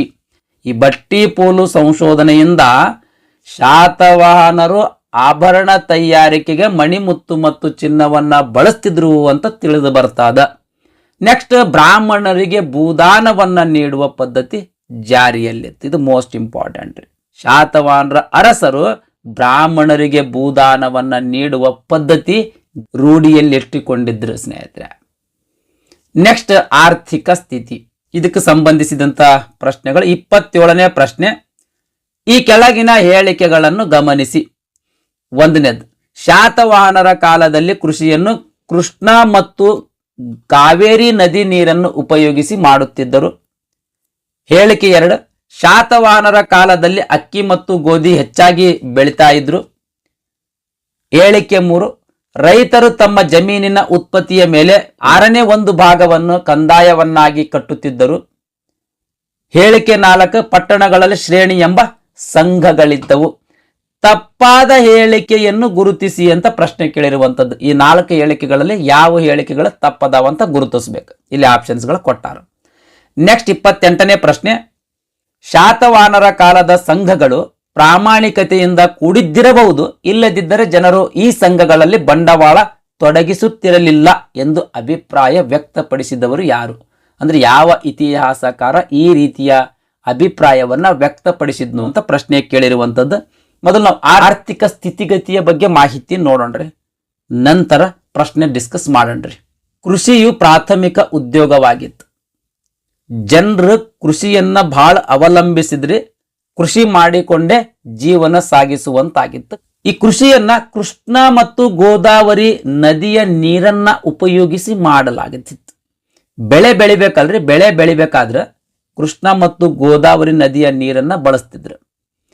ಅಕ್ಕಿ ಮತ್ತು ಗೋಧಿಯನ್ನ ಹೆಚ್ಚಾಗಿ ಬೆಳೀತಿದ್ರು. ಶಾತವಾಹನ ಸಾಮ್ರಾಜ್ಯದ ಕಾಲದಲ್ಲಿ ಜನರು ಅಥವಾ ಸಾರ್ವಜನಿಕರು ಅಕ್ಕಿ ಮತ್ತು ಗೋಧಿಯನ್ನ ಹೆಚ್ಚಾಗಿ ಬೆಳೀತಿದ್ರು. ರೈತರು ಬೆಳೆದಿರುವಂತ ಉತ್ಪಾದನೆಯಲ್ಲಿ 1/6 ಭಾಗವನ್ನ ರಾಜ್ಯಕ್ಕೆ ಕಂದಾಯವಾಗಿ ಅಂದ್ರೆ ಟ್ಯಾಕ್ಸ್ ರೂಪದಲ್ಲಿ ಕಟ್ಟುತ್ತಿದ್ರು ಸ್ನೇಹಿತರೆ. ನೆಕ್ಸ್ಟ್, ಉಪ್ಪಿನ ಉತ್ಪತ್ತಿ ಮಾತ್ರ ಸರ್ಕಾರದ ಏಕಸ್ವಾಮ್ಯಕ್ಕೊಳಪಟ್ಟಿತ್ತು. ಅಂದ್ರೆ ಈ ಉಪ್ಪಿನ ಉತ್ಪಾದನೆ ಸರ್ಕಾರವೇ ಮಾಡಿಕೊಳ್ಳುತ್ತಿತ್ತು ಅಥವಾ ಸರ್ಕಾರವೇ ನೋಡಿಕೊಳ್ಳುತ್ತಿತ್ತು. ಯಾರೇ ಖಾಸಗಿ ವ್ಯಕ್ತಿ ಉಪ್ಪಿನ ಉತ್ಪಾದನೆ ಮಾಡುವಂತಿರಲಿಲ್ಲ. ನೆಕ್ಸ್ಟ್, ಪಟ್ಟಣಗಳಲ್ಲಿ ಶ್ರೇಣಿ ಅಂತ ಸಂಘಗಳಿದ್ದು ಸ್ನೇಹಿತರೆ. ಶ್ರೇಣಿಗಳಂತಂದ್ರೆ ವ್ಯಾಪಾರಿಗಳು ಅಥವಾ ವ್ಯಾಪಾರಿಗಳು ಮತ್ತು ವಿವಿಧ ಕಸುಬುದಾರರು ತಮ್ಮ ಹಿತರಕ್ಷಣೆಗಾಗಿ ಕಟ್ಟಿಕೊಂಡಿರುವಂತ ಸಂಘಗಳಿಗೆ ಶ್ರೇಣಿ ಅಂತ ಕರಿತಿದ್ರು. ಉದಾಹರಣೆಗಾಗಿ ನೋಡ್ರಿ, ಈಗ ಧಾನ್ಯಿಕ ಶ್ರೇಣಿ ಅಂತ ಅನ್ನೋದು ಧಾನ್ಯ ವ್ಯಾಪಾರಿಗಳ ಸಂಘವಾಗಿತ್ತು. ಧಾನ್ಯ ವ್ಯಾಪಾರಿಗಳೆಲ್ಲರೂ ಸೇರಿ ಕಟ್ಟಿಕೊಂಡಿರುವಂತ ಒಂದು ಸಂಘವೇ ಧಾನ್ಯಿಕ ಶ್ರೇಣಿ. ನೆಕ್ಸ್ಟ್, ಇದೇ ರೀತಿ ಗಾಣಿಗ, ಕಮ್ಮಾರ, ಕಂಚುಗಾರ, ಕುಂಬಾರ ಮತ್ತಿತರ ಕಸುಬುದಾರರು ತಮ್ಮ ಶ್ರೇಣಿಗಳನ್ನ ಅಂದ್ರೆ ಸಂಘಗಳನ್ನ ಕಟ್ಟಿಕೊಂಡಿದ್ರು ಸ್ನೇಹಿತರೆ. ಅಂದ್ರ ಈಗ ಗಾಣಿಗ ಕೆಲಸ ಮಾಡೋರು ಎಲ್ಲರೂ ಅಂದ್ರೆ ಗಾಣಿಗ ವೃತ್ತಿ ಮಾಡೋ ಎಲ್ಲರೂ ಸೇರಿ ಒಂದು ಸಂಘ ಕಟ್ಕೊಳ್ಳೋದು. ಆಮೇಲೆ ಕಮ್ಮಾರರು ಎಲ್ಲರೂ ಸೇರಿ ಅಂದ್ರೆ ಕಮ್ಮಾರ ವೃತ್ತಿಯನ್ನ ಮಾಡುವವರು ಎಲ್ಲರೂ ಸೇರಿ ಒಂದು ಸಂಘವನ್ನ ಕಟ್ಟಿಕೊಳ್ಳುವುದು. ಆ ಸಂಘಕ್ಕೆ ನಾವು ಶ್ರೇಣಿ ಅಂತ ಕರಿತೀವ್ರಿ. ಶ್ರೇಣಿಗೆ ಒಬ್ಬ ಹಿರಿಯನಿದ್ದ. ಪ್ರತಿ ಶ್ರೇಣಿಗೆ ಒಬ್ಬೊಬ್ಬ ಹಿರಿಯನನ್ನ ನೇಮಕ ಮಾಡ್ತಿದ್ರು. ಅಂದ್ರೆ ಆ ಶ್ರೇಣಿಯನ್ನ ಆ ಸಂಘವನ್ನ ನೋಡ್ಕೊಂಡು ಹೋಗ್ಬೇಕಲ್ರಿ, ಅದಕ್ಕಾಗಿ ಒಬ್ಬ ಹಿರಿಯನನ್ನ ನೇಮಕ ಮಾಡ್ತಿದ್ರು. ಆತನಿಗೆ ಶ್ರೇಷ್ಠಿ ಅಥವಾ ಶೆಟ್ಟಿ ಅಂತ ಕರಿತಾ ಇದ್ರು. ನೆಕ್ಸ್ಟ್, ಶ್ರೇಣಿಗಳ ಇವಾಗ ಏನು ಬ್ಯಾಂಕ್ಗಳು ಹೆಂಗ ಕಾರ್ಯನಿರ್ವಹಿಸ್ತಾ ಇದಾವಲ್ರಿ, ಬ್ಯಾಂಕ್ ಏನ್ ಮಾಡ್ತಾವ್ರಿ, ಸಾಲ ಕೊಡುವುದಾಗ್ಲಿ, ನಮ್ದು ಹಣ ಅಲ್ಲಿ ಸೇವಿಂಗ್ ಆಗಿ ಇಟ್ಕೊಳ್ಳೋದಾಗ್ಲಿ, ವಿವಿಧ ರೀತಿಯ ಸೇವೆಗಳು ಒದಗಿಸ್ತಾವಲ್ರಿ. ಇದೇ ರೀತಿಯ ಸೇವೆಗಳು ಈ ಶ್ರೇಣಿಗಳು ಅಥವಾ ಈ ಸಂಘಗಳು ಒದಗಿಸ್ತಿದ್ದು ಸ್ನೇಹಿತರೆ. ಮುಖ್ಯವಾಗಿ ಹಣಕಾಸು ವ್ಯವಹಾರವನ್ನ ಮಾಡ್ತಾ ಇದ್ದು. ಅವು ಕೈಗಾರಿಕೆ ಮತ್ತು ವಾಣಿಜ್ಯ ಚಟುವಟಿಕೆಗಳಿಗೆ ವಿಶೇಷ ಬೆಂಬಲ ನೀಡ್ತಾ ಇದ್ದು. ಕೈಗಾರಿಕೆ ಇಂಡಸ್ಟ್ರಿ ಫ್ಯಾಕ್ಟರಿ ಏನಾದರೂ ಓಪನ್ ಮಾಡೋದಿತ್ತು, ಏನಾದರೂ ಕಮರ್ಷಿಯಲ್ ಆಕ್ಟಿವಿಟಿ ಮಾಡೋದಿತ್ತು ಅಂದ್ರೆ ಇವುಗಳಿಗೆ ವಿಶೇಷವಾಗಿರುವಂತಹ ಬೆಂಬಲ ಈ ಶ್ರೇಣಿಗಳು ನೀಡ್ತಾ ಇದ್ದು. ನೆಕ್ಸ್ಟ್, ಕಾರ್ಲೆಯ ಖ್ಯಾತ ಚೈತ್ಯವನ್ನ ಕಟ್ಟಿಸಿದವನು ಒಬ್ಬ ಓರ್ವ ಶ್ರೇಷ್ಠಿಯಾಗಿದ್ದ. ಅಂದ್ರೆ ಶ್ರೇಷ್ಠಿ ಎಷ್ಟು ಶ್ರೀಮಂತರಾಗಿರುತ್ತಿದ್ರು ನೋಡ್ರಿ. ನೆಕ್ಸ್ಟ್, ಶಾತವಾಹನರ ಕಾಲದ ಸಂಘಗಳು ದೀರ್ಘಕಾಲಕವಾಗಿದ್ದು ಅವುಗಳ ವ್ಯವಹಾರಗಳು ಈ ಸಂಘಗಳ ವ್ಯವಹಾರಗಳ ಪ್ರಾಮಾಣಿಕತೆಯಿಂದ ಕೂಡಿದ್ದಿರಬಹುದು. ಇಲ್ದಿದ್ರೆ ಜನರು ಈ ಸಂಘಗಳಲ್ಲಿ ಬಂಡವಾಳ ತೊಡಗಿಸ್ತಿರ್ಲಿಲ್ಲ ಅಂತ R.C. ಮುಜುಮ್ದಾರ್ ಅವರು ತಮ್ಮ ಅಭಿಪ್ರಾಯವನ್ನ ವ್ಯಕ್ತಪಡಿಸಿರುವಂತದ್ರಿ. ನೆಕ್ಸ್ಟ್, ಈ ಆರ್ಥಿಕ ಸ್ಥಿತಿಗತಿಗೆ ಸಂಬಂಧಿಸಿದಂತ 27ನೇ ಮತ್ತು 28ನೇ ಪ್ರಶ್ನೆ ಏನು ಆನ್ಸರ್ ಅದಾವಲ್ರಿ, ಈಗಾಗಲೇ ಎಕ್ಸ್ಪ್ಲೇನ್ದೊಳಗೆ ಕವರ್ ಆಗ್ಯಾವ ಸ್ನೇಹಿತರೆ. ಈ ಪ್ರಶ್ನೆಗಳಿಗೆ ಉತ್ತರಿಸ್ರಿ. ನೆಕ್ಸ್ಟ್ ನಾವು ವಿದೇಶಿ ವ್ಯಾಪಾರ ನೋಡೋಣ್ರಿ. 29ನೇ ಪ್ರಶ್ನೆ, ಕೆಳಗೆ ಕೊಟ್ಟಿರುವ ಉತ್ಪನ್ನಗೊಂಡ ಯಾವ ಸ್ಥಳಗಳಲ್ಲಿ ರೋಮನ್ ವ್ಯಾಪಾರ ವಸತಿಗಳಿದ್ದವು? ನೆಕ್ಸ್ಟ್ 30ನೇ ಪ್ರಶ್ನೆ, ಶಾತವಾಹನ ಸಾಮ್ರಾಜ್ಯದ ಹಲವು ಪಟ್ಟಣಗಳು ವಿದೇಶಿ ವ್ಯಾಪಾರ ಕೇಂದ್ರಗಳಾಗಿದ್ದವು. ಇಂಥ ಪಟ್ಟಣಗಳನ್ನ ಡ್ಯಾಶ್ ಎಂದು ಕರೆಯಲಾಗುತ್ತಿತ್ತು. ಅಂದ್ರೆ ಏನಂತ ಕರೆಯಲಾಗುತ್ತಿತ್ತು ಅಂತ ಪ್ರಶ್ನೆ ಅದ. ಮೊದಲು ಇನ್ ಡೀಟೇಲ್ ಎಕ್ಸ್ಪ್ಲೇನ್ ನೋಡೋಣ್ರಿ. ಶಾತವಾಹನರ ಆಳ್ವಿಕೆಯ ಕಾಲವು ಆರ್ಥಿಕ ಸಮೃದ್ಧಿಯ ಕಾಲವಾಗಿತ್ರಿ. ಹಣಕಾಸಿನ ತೊಂದರೆ ಏನಿರಲಿಲ್ಲ, ಆರ್ಥಿಕವಾಗಿ ಸಮೃದ್ಧವಾಗಿತ್ತು. ಇದಕ್ಕೆ ಮುಖ್ಯ ಕಾರಣ ವಿದೇಶಿ ವ್ಯಾಪಾರ ನಡೀತಿತ್ತು. ಹಾಗಾಗಿ ವಿದೇಶಿ ವ್ಯಾಪಾರದಿಂದ ಒಳ್ಳೆಯ ಹಣಕಾಸು ಈ ಶಾತವಾಹನ ಸಾಮ್ರಾಜ್ಯಕ್ಕೆ ಬರ್ತಿತ್ತು. ಹಾಗಾಗಿ ಶಾತವಾಹನ ಸಾಮ್ರಾಜ್ಯ ಒಳ್ಳೆಯ ಆರ್ಥಿಕ ಸಮೃದ್ಧಿಯಾಗಿತ್ತು ಅಥವಾ ಆರ್ಥಿಕ ಸಮೃದ್ಧಿಯ ಕಾಲವಾಗಿತ್ತು. ಶಾತವಾಹನರ ಕಾಲದಲ್ಲಿ ರೋಮ್ ಚಕ್ರಾಧಿಪತ್ಯಕ್ಕೆ ದಕ್ಷಿಣ ಭಾರತದಿಂದ ಚಿನ್ನ, ವಜ್ರ, ವೈಡೂರ್ಯ, ಬೆಳ್ಳಿಯ ಆಭರಣಗಳು, ಮಸ್ಲಿನ್ ಬಟ್ಟೆ, ಶ್ರೀಗಂಧ ಮತ್ತು ಇನ್ನಿತರ ಸಾಂಬಾರ ಪದಾರ್ಥಗಳ ರಫ್ತಾಗ್ತಿದ್ವು ಅಂತ. ಇದಕ್ಕೆ ಸಾಕ್ಷಿ ಏನ್ರಿ? ರೋಮ್ ಚಕ್ರಾಧಿಪತ್ಯಕ್ಕೆ ಅಥವಾ ರೋಮ್ ದೇಶಕ್ಕೆ ದಕ್ಷಿಣ ಭಾರತದಿಂದ ಇವೆಲ್ಲಾ ವಸ್ತುಗಳು ರಫ್ತಾಗ್ತಿದ್ವು ಅಂದ್ರೆ ಎಕ್ಸ್ಪೋರ್ಟ್ ಮಾಡ್ಲಾಗ್ತಿತ್ತು ಅಂತ ಅನ್ನಕ್ ಸಾಕ್ಷಿ ಏನು ಅಂತಂದ್ರೆ Periplus of the Erythraean C ಅಂತನ್ನೋ ಗ್ರಂಥ ಸ್ನೇಹಿತರೆ. ಈ ಗ್ರಂಥದಲ್ಲಿ ಉಲ್ಲೇಖ ಇರುವಂಥದ್ದು ಈ Periplus of the Erythraean C ಗ್ರಂಥದಲ್ಲಿ ಉಲ್ಲೇಖ ಅದಾರಿ. ದಕ್ಷಿಣ ಭಾರತದಿಂದ ರೋಮ್ ದೇಶಕ್ಕೆ ಶಾತವಾಹನರ ಕಾಲದಲ್ಲಿ ಇವೆಲ್ಲಾ ವಸ್ತುಗಳ ರಫ್ತಾಗ್ತಿದ್ವು ಅಥವಾ ಎಕ್ಸ್ಪೋರ್ಟ್ ಮಾಡಲಾಗ್ತಿತ್ತು ಅಂತ ಉಲ್ಲೇಖ ಇರುವಂಥದ್ದು. ನೆಕ್ಸ್ಟ್, ಸಾಮ್ರಾಜ್ಯದ ಹಲವು ಪಟ್ಟಣಗಳ ವಿದೇಶಿ ವ್ಯಾಪಾರ ಕೇಂದ್ರಗಳಾಗಿದ್ದು. ಸಾಮ್ರಾಜ್ಯದ ಹಲವು ಪಟ್ಟಣಗಳ ವಿದೇಶಿ ವ್ಯಾಪಾರದ ಕೇಂದ್ರಗಳಾಗಿದ್ವು. ಇಂಥ ಪಟ್ಟಣಗಳಿಗೆ ನಿಗಮಗಳು ಅಂತ ಕರಿತಾ ಇದ್ರು.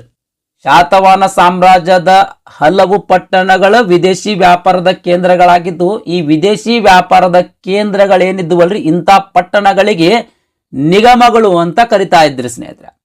ಪ್ರಮುಖ ನಿಗಮಗಳು ಯಾವ್ಯಾವಿದ್ವು ಅಂದ್ರೆ ಪ್ರಮುಖ ವಿದೇಶಿ ವ್ಯಾಪಾರ ಕೇಂದ್ರಗಳಾಗಿರುವಂತ ಪಟ್ಟಣಗಳು ಯಾವ್ಯಾವಿದ್ವು? ಮಹಾರಾಷ್ಟ್ರದ ಪೈಠಾಣ, ಕನ್ನೇರಿ, ಜುನ್ನಾರ್ ಮತ್ತು ನಾಸಿಕ್, ಆಂಧ್ರ ಪ್ರದೇಶದ ಧಾನ್ಯಕಟಕ ಅಥವಾ ಧರಣಿಕೋಟೆ, ಉತ್ತರ ಕನ್ನಡ ಜಿಲ್ಲೆಯ ವೈಜಯಂತಿಗೆ ಪ್ರಸ್ತುತವಾಗಿ ಬನವಾಸಿ ಅಂತ ಕರಿತೀವಿ. ಇವು ಎಲ್ಲವೂ ಕೂಡ ಶಾತವಾಹನರ ಕಾಲದ ಪ್ರಮುಖ ವಿದೇಶಿ ವ್ಯಾಪಾರ ಕೇಂದ್ರಗಳ ಸ್ನೇಹಿತರೆ. ಈಗಿನ ಪಾಂಡಿಚೇರಿ ಬಳಿ ಇರುವಂತ ಅರಿಕಮೇಡು ಎಂಬ ಮೀನುಗಾರಿಕಾ ವಸಾಹತುವನ್ನ ರೋಮನ್ನರು ಮತ್ತು ಗ್ರೀಕೋ ರೋಮನ್ನರೊಂದಿಗೆ ವ್ಯಾಪಾರ ಮಾಡಲು ಬಂದರಿನಂತೆ ಬಳಸಲಾಗುತ್ತಿತ್ತಂತ ಸ್ನೇಹಿತರೆ. ನೆಕ್ಸ್ಟ್, ಪ್ರಮುಖ ಕಡಲು ವ್ಯಾಪಾರಗಳ ಬರ್ಯಗಜ ಅಥವಾ ಬ್ರೋಚ್, ಸೋಪಾರ ಮತ್ತು ಕಲ್ಯಾಣ ರೇವು ಪಟ್ಟಣ ಬಂದರುಗಳ ಮೂಲಕ ನಡೀತಿತ್ತು. ಗೋದಾವರಿ ಮತ್ತು ಕೃಷ್ಣಾ ನದಿ ತೀರದ ಪ್ರದೇಶಗಳಲ್ಲಿನ ರೇವು ಪಟ್ಟಣಗಳು ವಲಯ ಹಾಗೂ ಪೂರ್ವ ಇಂಡಿಸ್ ದೇಶಗಳೊಡನೆ ವ್ಯಾಪಾರ ಮಾಡ್ತಾ ಇತ್ತು ಅಂತ ತಾಲಾಮಿ ತಿಳಿಸ್ತಾನೆ ಸ್ನೇಹಿತರೆ. ಇದಿಷ್ಟು ವಿದೇಶಿ ವ್ಯಾಪಾರ ಕುರಿತು ಮಾಹಿತಿ. ಪ್ರಶ್ನೆ ಏನು ಕೇಳಿದ್ರು ನೋಡ್ರಿ, 29ನೇ ಪ್ರಶ್ನೆ ಏನಿತ್ರಿ? ಕೆಳಗೆ ಕೊಟ್ಟಿರುವ ಉತ್ಪನ್ನಗೊಂಡ ಯಾವ ಸ್ಥಳಗಳಲ್ಲಿ ರೋಮನ್ ವ್ಯಾಪಾರ ವಸತಿಗಳಿದ್ದವು? ಸರಿಯಾದ ಉತ್ತರ ಎ ಸ್ನೇಹಿತರೆ, ಇದಕ್ಕೆ ಅರಿಕಮೇಡು. ನೆಕ್ಸ್ಟ್ 30ನೇ ಪ್ರಶ್ನೆ, ಶಾತವಾಹನ ಸಾಮ್ರಾಜ್ಯದ ಹಲವು ಪಟ್ಟಣಗಳು ವಿದೇಶಿ ವ್ಯಾಪಾರ ಕೇಂದ್ರಗಳಾಗಿದ್ದವು. ಇಂಥ ಪಟ್ಟಣಗಳನ್ನ ಡ್ಯಾಶ್ ಎಂದು ಕರೆಯಲಾಗುತ್ತಿತ್ತು. ಏನಂತ ಕರೆಯಲಾಗುತ್ತಿತ್ತು ಅಂತ ಪ್ರಶ್ನೆ ಕೇಳಿರುವಂಥದ್ದು. ಈ ಪ್ರಶ್ನೆಗೆ ನೀವೇ ಉತ್ತರ ಕೊಟ್ಕೊಳ್ತೀರಿ ಅಂತ ಅನ್ಕೊಳ್ತೀನಿ. ನೆಕ್ಸ್ಟ್ 31ನೇ ಪ್ರಶ್ನೆ, ಶಾತವಾಹನರ ಕಾಲದಲ್ಲಿ ದಕ್ಷಿಣದಲ್ಲಿದ್ದ ಬಹುಮುಖ್ಯ ರೇವು ಎಂದು ಟಾಲೆಮಿ ಹೇಳಿದ ರೇವು ಯಾವುದು ಅಂತ ಪ್ರಶ್ನೆ ಕೇಳಿರುವಂಥದ್ದು. ಇಲ್ಲೇ ಐತೆ ನೋಡ್ರಿ, ಈ ಪಾಯಿಂಟ್ ತೊಳಗ ಆನ್ಸರ್ ಇರುವಂಥದ್ದು. ಈ ಪ್ರಶ್ನೆಗೂ ಉತ್ತರ ಕೊಟ್ಕೊಳ್ರಿ. ನೆಕ್ಸ್ಟ್, ನಾಣ್ಯಗಳು. ಈ ನಾಣ್ಯಗಳಿಗೆ ಸಂಬಂಧಿಸಿದಂಗ ಪ್ರಶ್ನೆ ಏನು ಕೇಳ್ಯಾನ ಅಂತ ಅನ್ನೋದ್ರ ಬಗ್ಗೆ ನೋಡೋಣ್ರಿ. 32ನೇ ಪ್ರಶ್ನೆ, ಶಾತವಾಹನರ ನಾಣ್ಯಗಳ ಉಲ್ಲೇಖದೊಂದಿಗೆ ಈ ಕೆಳಗಿನ ಯಾವ ಹೇಳಿಕೆಯು ಸರಿಯಾಗಿದೆ ಅಂತ ಪ್ರಶ್ನೆ ಕೇಳೋಣ. ಹೇಳಿಕೆ 1 ಕೊಟ್ಟಾನ, ಅನೇಕ ಶಾತವಾಹನರ ನಾಣ್ಯಗಳು ಶಾತಕರ್ಣಿ ಮತ್ತು ಪುಲಮಾಯಿಯ ಹೆಸರುಗಳನ್ನು ಹೊಂದಿದ್ದವು.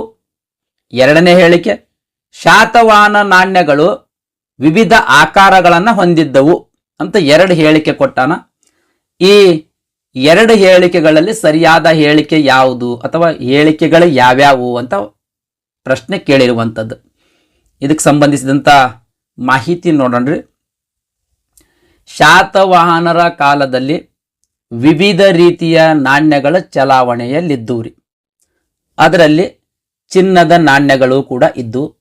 ಈ ಚಿನ್ನದ ನಾಣ್ಯಗಳಿಗೆ ಸುವರ್ಣ ಮತ್ತು ದಿನಾರ ಅಂತ ಕರಿತಾ ಇದ್ರು. ಚಿನ್ನದ ನಾಣ್ಯಗಳಿಗೆ ಶಾತವಾಹನ ಸಾಮ್ರಾಜ್ಯದ ಕಾಲದಲ್ಲಿ ಸುವರ್ಣ ಮತ್ತು ದಿನಾರ ಅಂತ ಕರಿತಾ ಇದ್ರು. ನೆಕ್ಸ್ಟ್, ಇನ್ನು ಬೆಳ್ಳಿ ನಾಣ್ಯಗಳಿಗೆ ಕುಶಣ ಮತ್ತು ಕರ್ಷಪಣ ಅಂತ ಕರಿತಾ ಇದ್ರು. ಕುಶಣ ಅಥವಾ ಕರ್ಷಪಣ ಅಂತ ಕರಿತಾ ಇದ್ರು. ತಾಮ್ರದ ನಾಣ್ಯಗಳಿಗೆ ಪಣಗಣ್ಯ, ದ್ರಮ್ಮ ಮತ್ತು ಗದ್ಯಾಣ ಅಂತ ಈ ರೀತಿ ವಿವಿಧ ಹೆಸರುಗಳಿಂದ ಕರೆಯಲಾಗುತ್ತಿತ್ತು. ಬೆಳ್ಳಿಯು ಬೃಹತ್ ಪ್ರಮಾಣದಲ್ಲಿ ಲಭ್ಯವಿಲ್ಲದ ಕಾರಣ ಇವರು ಬೃಹತ್ ಪ್ರಮಾಣದ ಪೋಟಿನ್ ನಾಣ್ಯಗಳನ್ನು ಜಾರಿಗೊಳಿಸಿದರು. ಮೋಸ್ಟ್ ಇಂಪಾರ್ಟೆಂಟ್ ರೀ, ಈ ಪೋಟಿನ್ ನಾಣ್ಯವನ್ನ ಪರಿಚಯಿಸಿದವರೇ ಶಾತವಾಹನರು. ತಾಮ್ರ ಮತ್ತು ಸೀಸ ಮಿಶ್ರಲೋಹದಿಂದ ಮಾಡಿರುವಂತ ನಾಣ್ಯನೇ ಈ ಪೋಟಿನ್ ನಾಣ್ಯ. ಒಂದು ಸುವರ್ಣ ನಾಣ್ಯ ಅಂದ್ರೆ ಒಂದು ಚಿನ್ನದ ನಾಣ್ಯ 6 ಕರ್ಷಪಣಗಳಿಗೆ ಸಮನಾಗಿತ್ತು. ಅಂದ್ರೆ 6 ಬೆಳ್ಳಿಯ ನಾಣ್ಯಗಳಿಗೆ ಸಮವಾಗಿತ್ತು ಸ್ನೇಹಿತರೆ. ನೆಕ್ಸ್ಟ್, ಒಂದು ಕರ್ಷಪಣ ನಾಣ್ಯ 148.2 ಗ್ರೈನ್ ತೂಕ ಇದ್ದಿತ್ತು ಸ್ನೇಹಿತರೆ. ವ್ಯಾಪಾರದ ಮೂಲಕ ಗ್ರೀಕ್ ನಾಣ್ಯ ದಿನಾರ್ ಭಾರತಕ್ಕೆ ಬಂದಿರುವಂಥದ್ದು. ದಿನಾರ್ ಅನ್ನೋದು ಗ್ರೀಕ್ ನಾಣ್ಯ ರೀ. ವ್ಯಾಪಾರದ ಮೂಲಕ ನಮ್ಮ ಭಾರತಕ್ಕೆ ಪರಿಚಯವಾಯಿತು. ನೆಕ್ಸ್ಟ್, ನಾಣ್ಯಗಳ ಮೇಲೆ ಆನೆ, ಕುದುರೆ, ಸಿಂಹ ಮತ್ತು ಬಾಣದ ಚಿಹ್ನೆಗಳು ಇದ್ದವು ಸ್ನೇಹಿತರೆ. ಈ ಶಾತವಾಹನರು ವಿದೇಶಗಳೊಡನೆ ವ್ಯಾಪಾರ ಸಂಪರ್ಕ ಇಟ್ಕೊಂಡಿದ್ರು ಅಥವಾ ವ್ಯಾಪಾರ ನಡೀತಿದ್ದು ಅಂತ ಅನ್ನಕ ಪ್ರಮುಖ ಸಾಕ್ಷಿಗಳೇನು ಅಂತಂದ್ರ, ರೋಮನ್ ಚಕ್ರವರ್ತಿಯ ನಾಣ್ಯ ಚಂದ್ರವಳ್ಳಿ ಬಳಿ ಸಿಗ್ತದ್ರಿ. ಶಾತವಾಹನರು ವಿದೇಶಗಳೊಡನೆ ವ್ಯಾಪಾರ ಮಾಡ್ತಿದ್ರು ಅಂತನ್ನಕ್ ಇದು ಒಂದು ಪ್ರಮುಖ ಸಾಕ್ಷಿ. ಎರಡನೇ ಸಾಕ್ಷಿ, Periplus of the Erythraean C ಗ್ರಂಥದಲ್ಲಿ ಶಾತವಾಹನರು ವಿದೇಶಿ ವ್ಯಾಪಾರ ಮಾಡ್ತಿದ್ರು ಅಂತ ಉಲ್ಲೇಖ ಇರುವಂತದ್ರಿ ಸ್ನೇಹಿತರೆ. ಇದು ಎರಡನೇ ಸಾಕ್ಷಿ ಸ್ನೇಹಿತರೆ. ಶಾತವಾಹನರು ವಿದೇಶಿಗಳೊಡನೆ ವ್ಯಾಪಾರ ಮಾಡ್ತಿದ್ರು ಅಂತನ್ನಕ್ ಇವೆರಡು ಪ್ರಮುಖ ಸಾಕ್ಷಿಗಳು. ಪ್ರಶ್ನೆ ಏನು ಕೇಳಿದ್ರಿ? 32ನೇ ಪ್ರಶ್ನೆ, ಶಾತವಾಹನರ ನಾಣ್ಯಗಳ ಉಲ್ಲೇಖದೊಂದಿಗೆ ಈ ಕೆಳಗಿನ ಯಾವ ಹೇಳಿಕೆ ಸರಿಯಾಗಿದೆ ಅಂತ ಪ್ರಶ್ನೆ ಕೇಳಿದ್ರೆ, 1ನೇ ಹೇಳಿಕೆ, ಅನೇಕ ಶಾತವಾಹನರ ನಾಣ್ಯಗಳು ಶಾತಕರ್ಣಿ ಮತ್ತು ಪುಲಮ ಹೆಸರುಗಳು ಹೊಂದಿದ್ದು ಅಂತ ಹೇಳಿಕೆ 1ರಲ್ಲಿ ಅದ. ಹೇಳಿಕೆ 2, ಶಾತವಾಹನರ ನಾಣ್ಯಗಳು ವಿವಿಧ ಆಕಾರ ಹೊಂದಿದ್ದವು ಅಂತ ಈ ರೀತಿ 2 ಹೇಳಿಕೆ ಕೊಟ್ಟಿರುವಂಥದ್ದು. ನೋಡ್ರಿ, ಯಾವ ಅರಸ ಆಳ್ವಿಕೆಗೆ ಬರ್ತಿದ್ದನೋ ಆತನ ಹೆಸರುಗಳ ಮೇಲೆ ನಾಣ್ಯಗಳನ್ನು ಮುದ್ರಿಸಿ ಚಲಾವಣೆಗೆ ತರುವಂಥದ್ದು ಪದ್ಧತಿಯಲ್ಲಿತ್ತು. ಇದೇ ರೀತಿ ಇಲ್ಲಿ ಶಾತಕರ್ಣಿ ಮತ್ತು ಪುಲಮಾಯಿ ಹೆಸರುಗಳು ಕೂಡ ಶಾತವಾಹನರ ಕಾಲದ ನಾಣ್ಯಗಳು ಹೊಂದಿದ್ದು ಅಂದ್ರೆ ಇದು ಸರಿಯಾದ ಹೇಳಿಕೆ ಆದ್ರಿ. ನೆಕ್ಸ್ಟ್, ಶಾತವಾಹನ ನಾಣ್ಯಗಳು ವಿವಿಧ ಆಕಾರಗಳನ್ನು ಹೊಂದಿದ್ದು ಅಂತದ. ಇದು ಕೂಡ ಸರಿಯಾದ ಹೇಳಿಕೆ ಆದ್ರಿ. ಇಲ್ಲಿ ಒಂದೇ ರೀತಿಯ ನಾಣ್ಯಗಳಿರ್ಲಿಲ್ರಿ. ಚಿನ್ನದ ನಾಣ್ಯ, ಬೆಳ್ಳಿ ನಾಣ್ಯ, ಪೋಟಿನ್ ನಾಣ್ಯ, ತಾಮ್ರದ ನಾಣ್ಯ, ಈ ರೀತಿ ವಿವಿಧ ನಾಣ್ಯಗಳಿದ್ದು ಆ ವಿವಿಧ ರೀತಿಯ ನಾಣ್ಯಗಳು ವಿವಿಧ ಆಕಾರವನ್ನ ಹೊಂದಿದ್ದು ಸ್ನೇಹಿತರೆ, ಒಂದೇ ಆಕಾರದಲ್ಲಿ ಇರಲಿಲ್ಲ. 2ನೇ ಹೇಳಿಕೆಯು ಕೂಡ ಸರಿಯಾದ ಉತ್ತರ ಸಿ ಸ್ನೇಹಿತರೆ, 1 ಮತ್ತು 2. ನೆಕ್ಸ್ಟ್ 33ನೇ ಪ್ರಶ್ನೆ, ಶಾತವಾಹನ ಸಾಮ್ರಾಜ್ಯದ ನಾಣ್ಯಗಳಿಗೆ ಸಂಬಂಧಿಸಿದಂತೆ ತಪ್ಪಾದ ಹೊಂದಾಣಿಕೆಯನ್ನು ಗುರುತಿಸಿ ಅಂತ ಪ್ರಶ್ನೆ ಕೇಳಿರುವಂಥದ್ದು. ಆಪ್ಷನ್ ಎ, ಸುವರ್ಣ ಮತ್ತು ದಿನಾರ ಇದು ಚಿನ್ನದ ನಾಣ್ಯ ಅಂತ ಕೊಟ್ಟಿರುವಂಥದ್ದು. ಆಪ್ಷನ್ ಬಿ, ಬೆಳ್ಳಿ ನಾಣ್ಯಗಳಂದ್ರೆ ಕಷಣ ಮತ್ತು ಕರ್ಷಪಣ. ಆಪ್ಷನ್ ಸಿ, ಪಣಗಣ್ಯ, ದ್ರಮ್ಮ ಮತ್ತು ಗದ್ಯಾನ ತಾಮ್ರದ ನಾಣ್ಯಗಳು. ಆಪ್ಷನ್ ಡಿ, ಪುಟಿನ್ ಕಬ್ಬಿಣ ಮತ್ತು ಸೀಸದ ಮಿಶ್ರಲೋಹದ ನಾಣ್ಯ. ಇದು ತಪ್ಪಾದ ಹೇಳಿಕೆ ಸ್ನೇಹಿತರೆ. ಸುವರ್ಣ ಮತ್ತು ದಿನಾರ ಚಿನ್ನದ ನಾಣ್ಯಗಳು. ಬೆಳ್ಳಿ ನಾಣ್ಯಗಳು ಯಾವ್ಯಾವಾದ್ರೆ ಕುಶಣ ಮತ್ತು ಕರ್ಷಪಣ ಇವು ಬೆಳ್ಳಿ ನಾಣ್ಯಗಳು. ಪಣಗಣ್ಣ, ದ್ರಮ್ಮ ಮತ್ತು ಗದ್ಯಾಣ ಇವು ತಾಮ್ರದ ನಾಣ್ಯಗಳು. ಇಲ್ಲಿ ಪೊಟಿನ್ ನಾಣ್ಯ ಕಬ್ಬಿಣ ಮತ್ತು ಸೀಸದ ಮಿಶ್ರಲೋಹ ಅಂತ ಕೊಟ್ಟಿರುವಂಥದ್ದು. ಇದು ತಪ್ಪಾದ ಸ್ನೇಹಿತರೆ. ಕಬ್ಬಿಣ ಅಲ್ರಿ, ತಾಮ್ರ ಮತ್ತು ಸೀಸದ ಮಿಶ್ರಲೋಹನೇ ಈ ಪೊಟಿನ್ ನಾಣ್ಯ. ಓಕೆ ರೀ, ಇದಿಷ್ಟು ಶಾತವಾಹನ ಸಾಮ್ರಾಜ್ಯದ ಆರ್ಥಿಕ ಸ್ಥಿತಿಗತಿಯ ಬಗ್ಗೆ ಮಾಹಿತಿಯಾಗಿತ್ತು. ನೆಕ್ಸ್ಟ್ ಸಾಹಿತ್ಯಕ್ಕೆ ಸಂಬಂಧಿಸಿದಂಗ ಮಾಹಿತಿ ಚರ್ಚೆ ಮಾಡೋಣ್ರಿ. 34ನೇ ಪ್ರಶ್ನೆ, ಇದು ಸಾಹಿತ್ಯಕ್ಕೆ ಸಂಬಂಧಿಸಿದಂತ ಪ್ರಶ್ನೆ ರೀ. ಈ ಕೆಳಗಿನ ಯಾವ ಸಾಹಿತ್ಯ ಕೃತಿಯು ಶಾತವಾಹನರ ರಾಜಕೀಯ ಇತಿಹಾಸದ ಬಗ್ಗೆ ಮಾಹಿತಿ ನೀಡುತ್ತದೆ ಅಂತ ಪ್ರಶ್ನೆ ಕೇಳಿರುವಂಥದ್ದು. ನೆಕ್ಸ್ಟ್ 35ನೇ ಪ್ರಶ್ನೆ, ಶಾತವಾಹನ ಸಾಮ್ರಾಜ್ಯದ ಸಾಹಿತ್ಯಕ್ಕೆ ಸಂಬಂಧಿಸಿದಂತೆ ತಪ್ಪಾದ ಹೊಂದಾಣಿಕೆಯನ್ನು ಗುರುತಿಸ್ರಿ ಅಂತ ಇಲ್ಲಿ 4 ಹೊಂದಾಣಿಕೆ ಕೊಟ್ಟಾನ್ರಿ. ಇದರೊಳಗ ಯಾವುದು ಹೊಂದಾಣಿಕೆ ತಪ್ಪದ ಅಂತ ಪ್ರಶ್ನೆ ಕೇಳಿರುವಂಥದ್ದು. ಈ ಸಾಹಿತ್ಯಕ್ಕೆ ಸಂಬಂಧಿಸಿದಂತ ಮಾಹಿತಿ ಚರ್ಚೆ ಮಾಡೋಣ ಸ್ನೇಹಿತರೆ.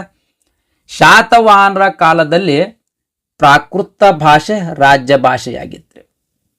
ಶಾತವಾಹನರ ಕಾಲದಲ್ಲಿ ಪ್ರಾಕೃತ ಭಾಷೆ ರಾಜ್ಯ ಭಾಷೆಯಾಗಿತ್ತು ಮತ್ತು ಸಂಸ್ಕೃತ ಭಾಷೆ ರಾಷ್ಟ್ರ ಭಾಷೆಯಾಗಿತ್ತು. ಜೈನ ವಿದ್ವಾಂಸರಾಗಿರುವಂತ ಕುಂದಾಚಾರ್ಯರ ಪ್ರಾಕೃತ ಭಾಷೆಯ ವಿದ್ವಾಂಸರಾಗಿದ್ರು.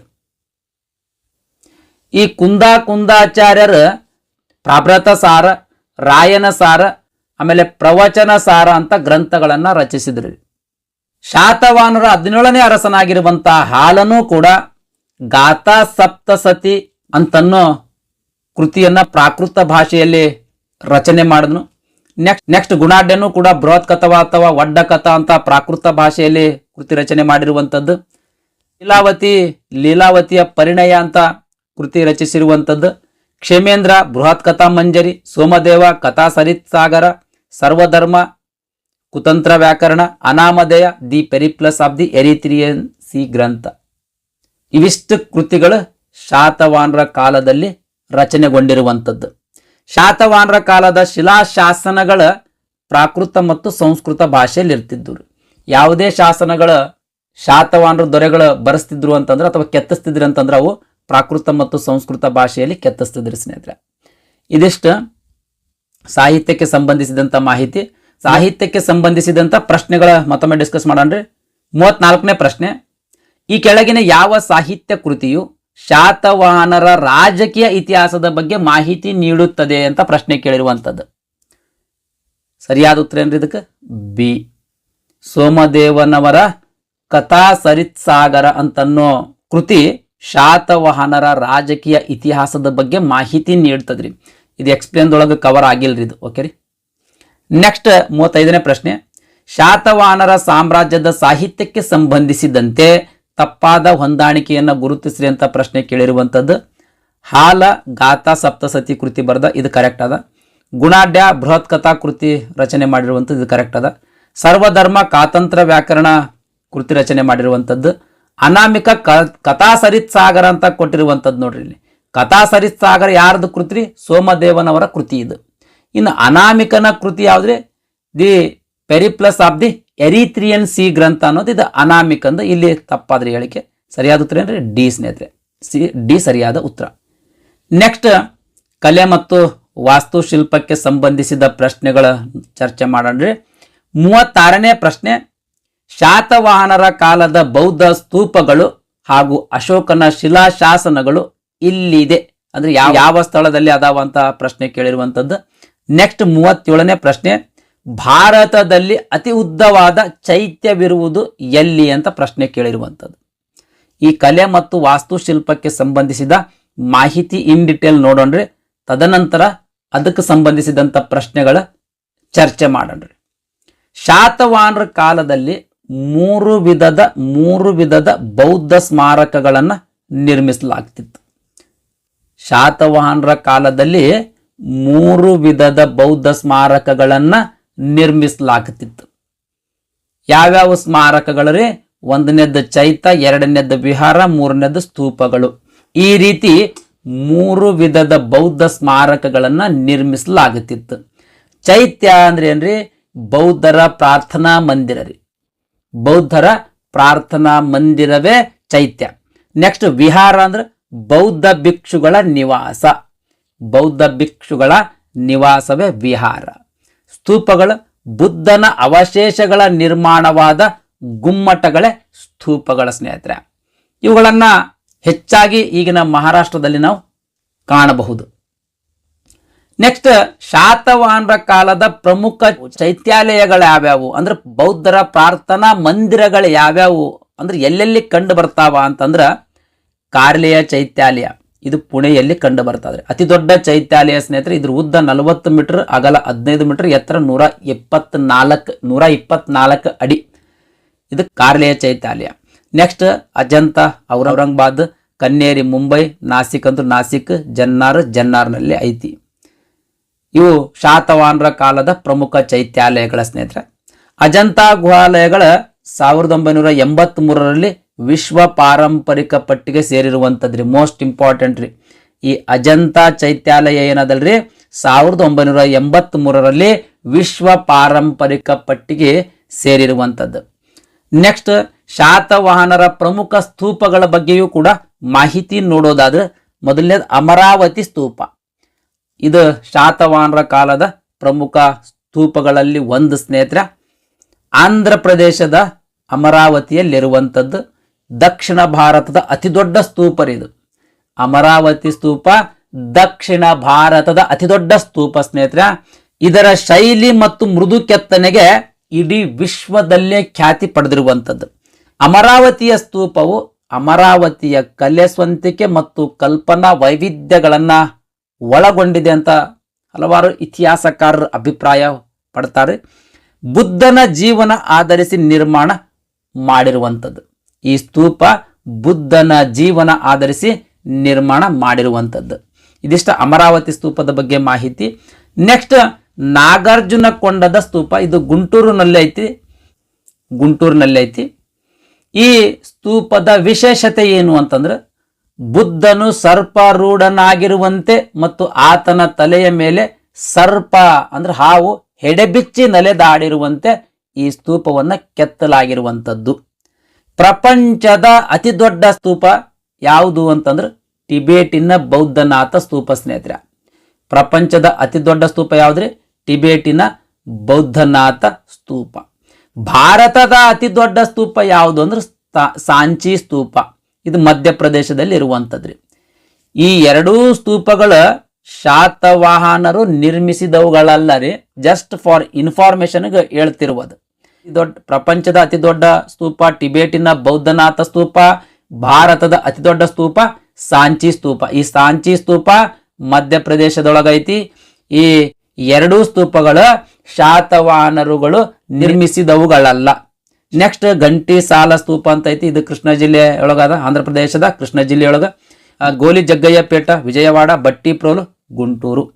ನೆಕ್ಸ್ಟ್ ಕರ್ನಾಟಕದಲ್ಲಿ ಶಾತವಾಹನರ ರಚನೆಯ ಅವಶೇಷಗಳನ್ನ ಗುಲ್ಬರ್ಗ ಜಿಲ್ಲೆಯ ಸನ್ನತಿ. ಇದಕ್ಕೆ ಸಂಬಂಧಿಸಿದಂತ ಮಾಹಿತಿ ಫಸ್ಟಿಗೆ ಹೇಳಿ ನೋಡ್ರಿ. ನೆಕ್ಸ್ಟ್ ಪ್ರಶ್ನೆ ನೋಡೋಣ್ರಿ. 37ನೇ ಪ್ರಶ್ನೆ ಏನೈತ್ರಿ? ಭಾರತದ ಅತಿ ಉದ್ದವಾದ ಚೈತ್ಯವಿರುವುದು ಎಲ್ಲಿ ಅಂತ ಪ್ರಶ್ನೆ ಕೇಳಿರುವಂಥದ್ದು. ಇದಕ್ಕೆ ಸರಿಯಾದ ಉತ್ತರ ಏನ್ರಿ? ಸರಿಯಾದ ಉತ್ತರ ಡಿ ಸ್ನೇಹಿತರೆ, ಕಾರ್ಲೆಯಲ್ಲಿ ಐತಿ. ಕಾರ್ಲೆಯ ಸ್ತೂಪ ಅತಿ ಉದ್ದವಾದ ಸ್ತೂಪ. ಇನ್ನು ಅತಿ ದೊಡ್ಡ ದಕ್ಷಿಣ ಭಾರತ ಅತಿ ದೊಡ್ಡ ಸ್ತೂಪ ಅಂದ್ರೆ ಇದು ಅಮರಾವತಿ ಸ್ತೂಪ ಸ್ನೇಹಿತರೆ, ನೆನಪಿರಲಿ. ನೆಕ್ಸ್ಟ್ 38ನೇ ಪ್ರಶ್ನೆ. ಶಾತವಾಹನರ ಕಾಲದ ಪ್ರಮುಖ ಸ್ತೂಪಗಳೆಂದರೆ ಯಾವ್ಯಾವ ಸ್ತೂಪಗಳು ಶಾತವಾಹನರ ಕಾಲದ್ದು ಅಂತ ಪ್ರಶ್ನೆ ಕೇಳಿರುವಂಥದ್ದು. ಏನೇನು ಕೊಟ್ಟಾನ್ರಿ? ಆಪ್ಷನ್ ಎ ಕಾರ್ಲೆ ಮತ್ತು ಅಜಂತ, ಆಪ್ಷನ್ ಬಿ ಅಮರಾವತಿ ಮತ್ತು ನಾಗಾರ್ಜುನ ಕೊಂಡ, ಆಪ್ಷನ್ ಸಿ ಅಜಂತ ಮತ್ತು ಎಲ್ಲೋರ, ಆಪ್ಷನ್ ಡಿ ಐಹೊಳೆ ಮತ್ತು ನಾಸಿಕ್. ಸರಿಯಾದ ಉತ್ತರ ಏನ್ರಿ?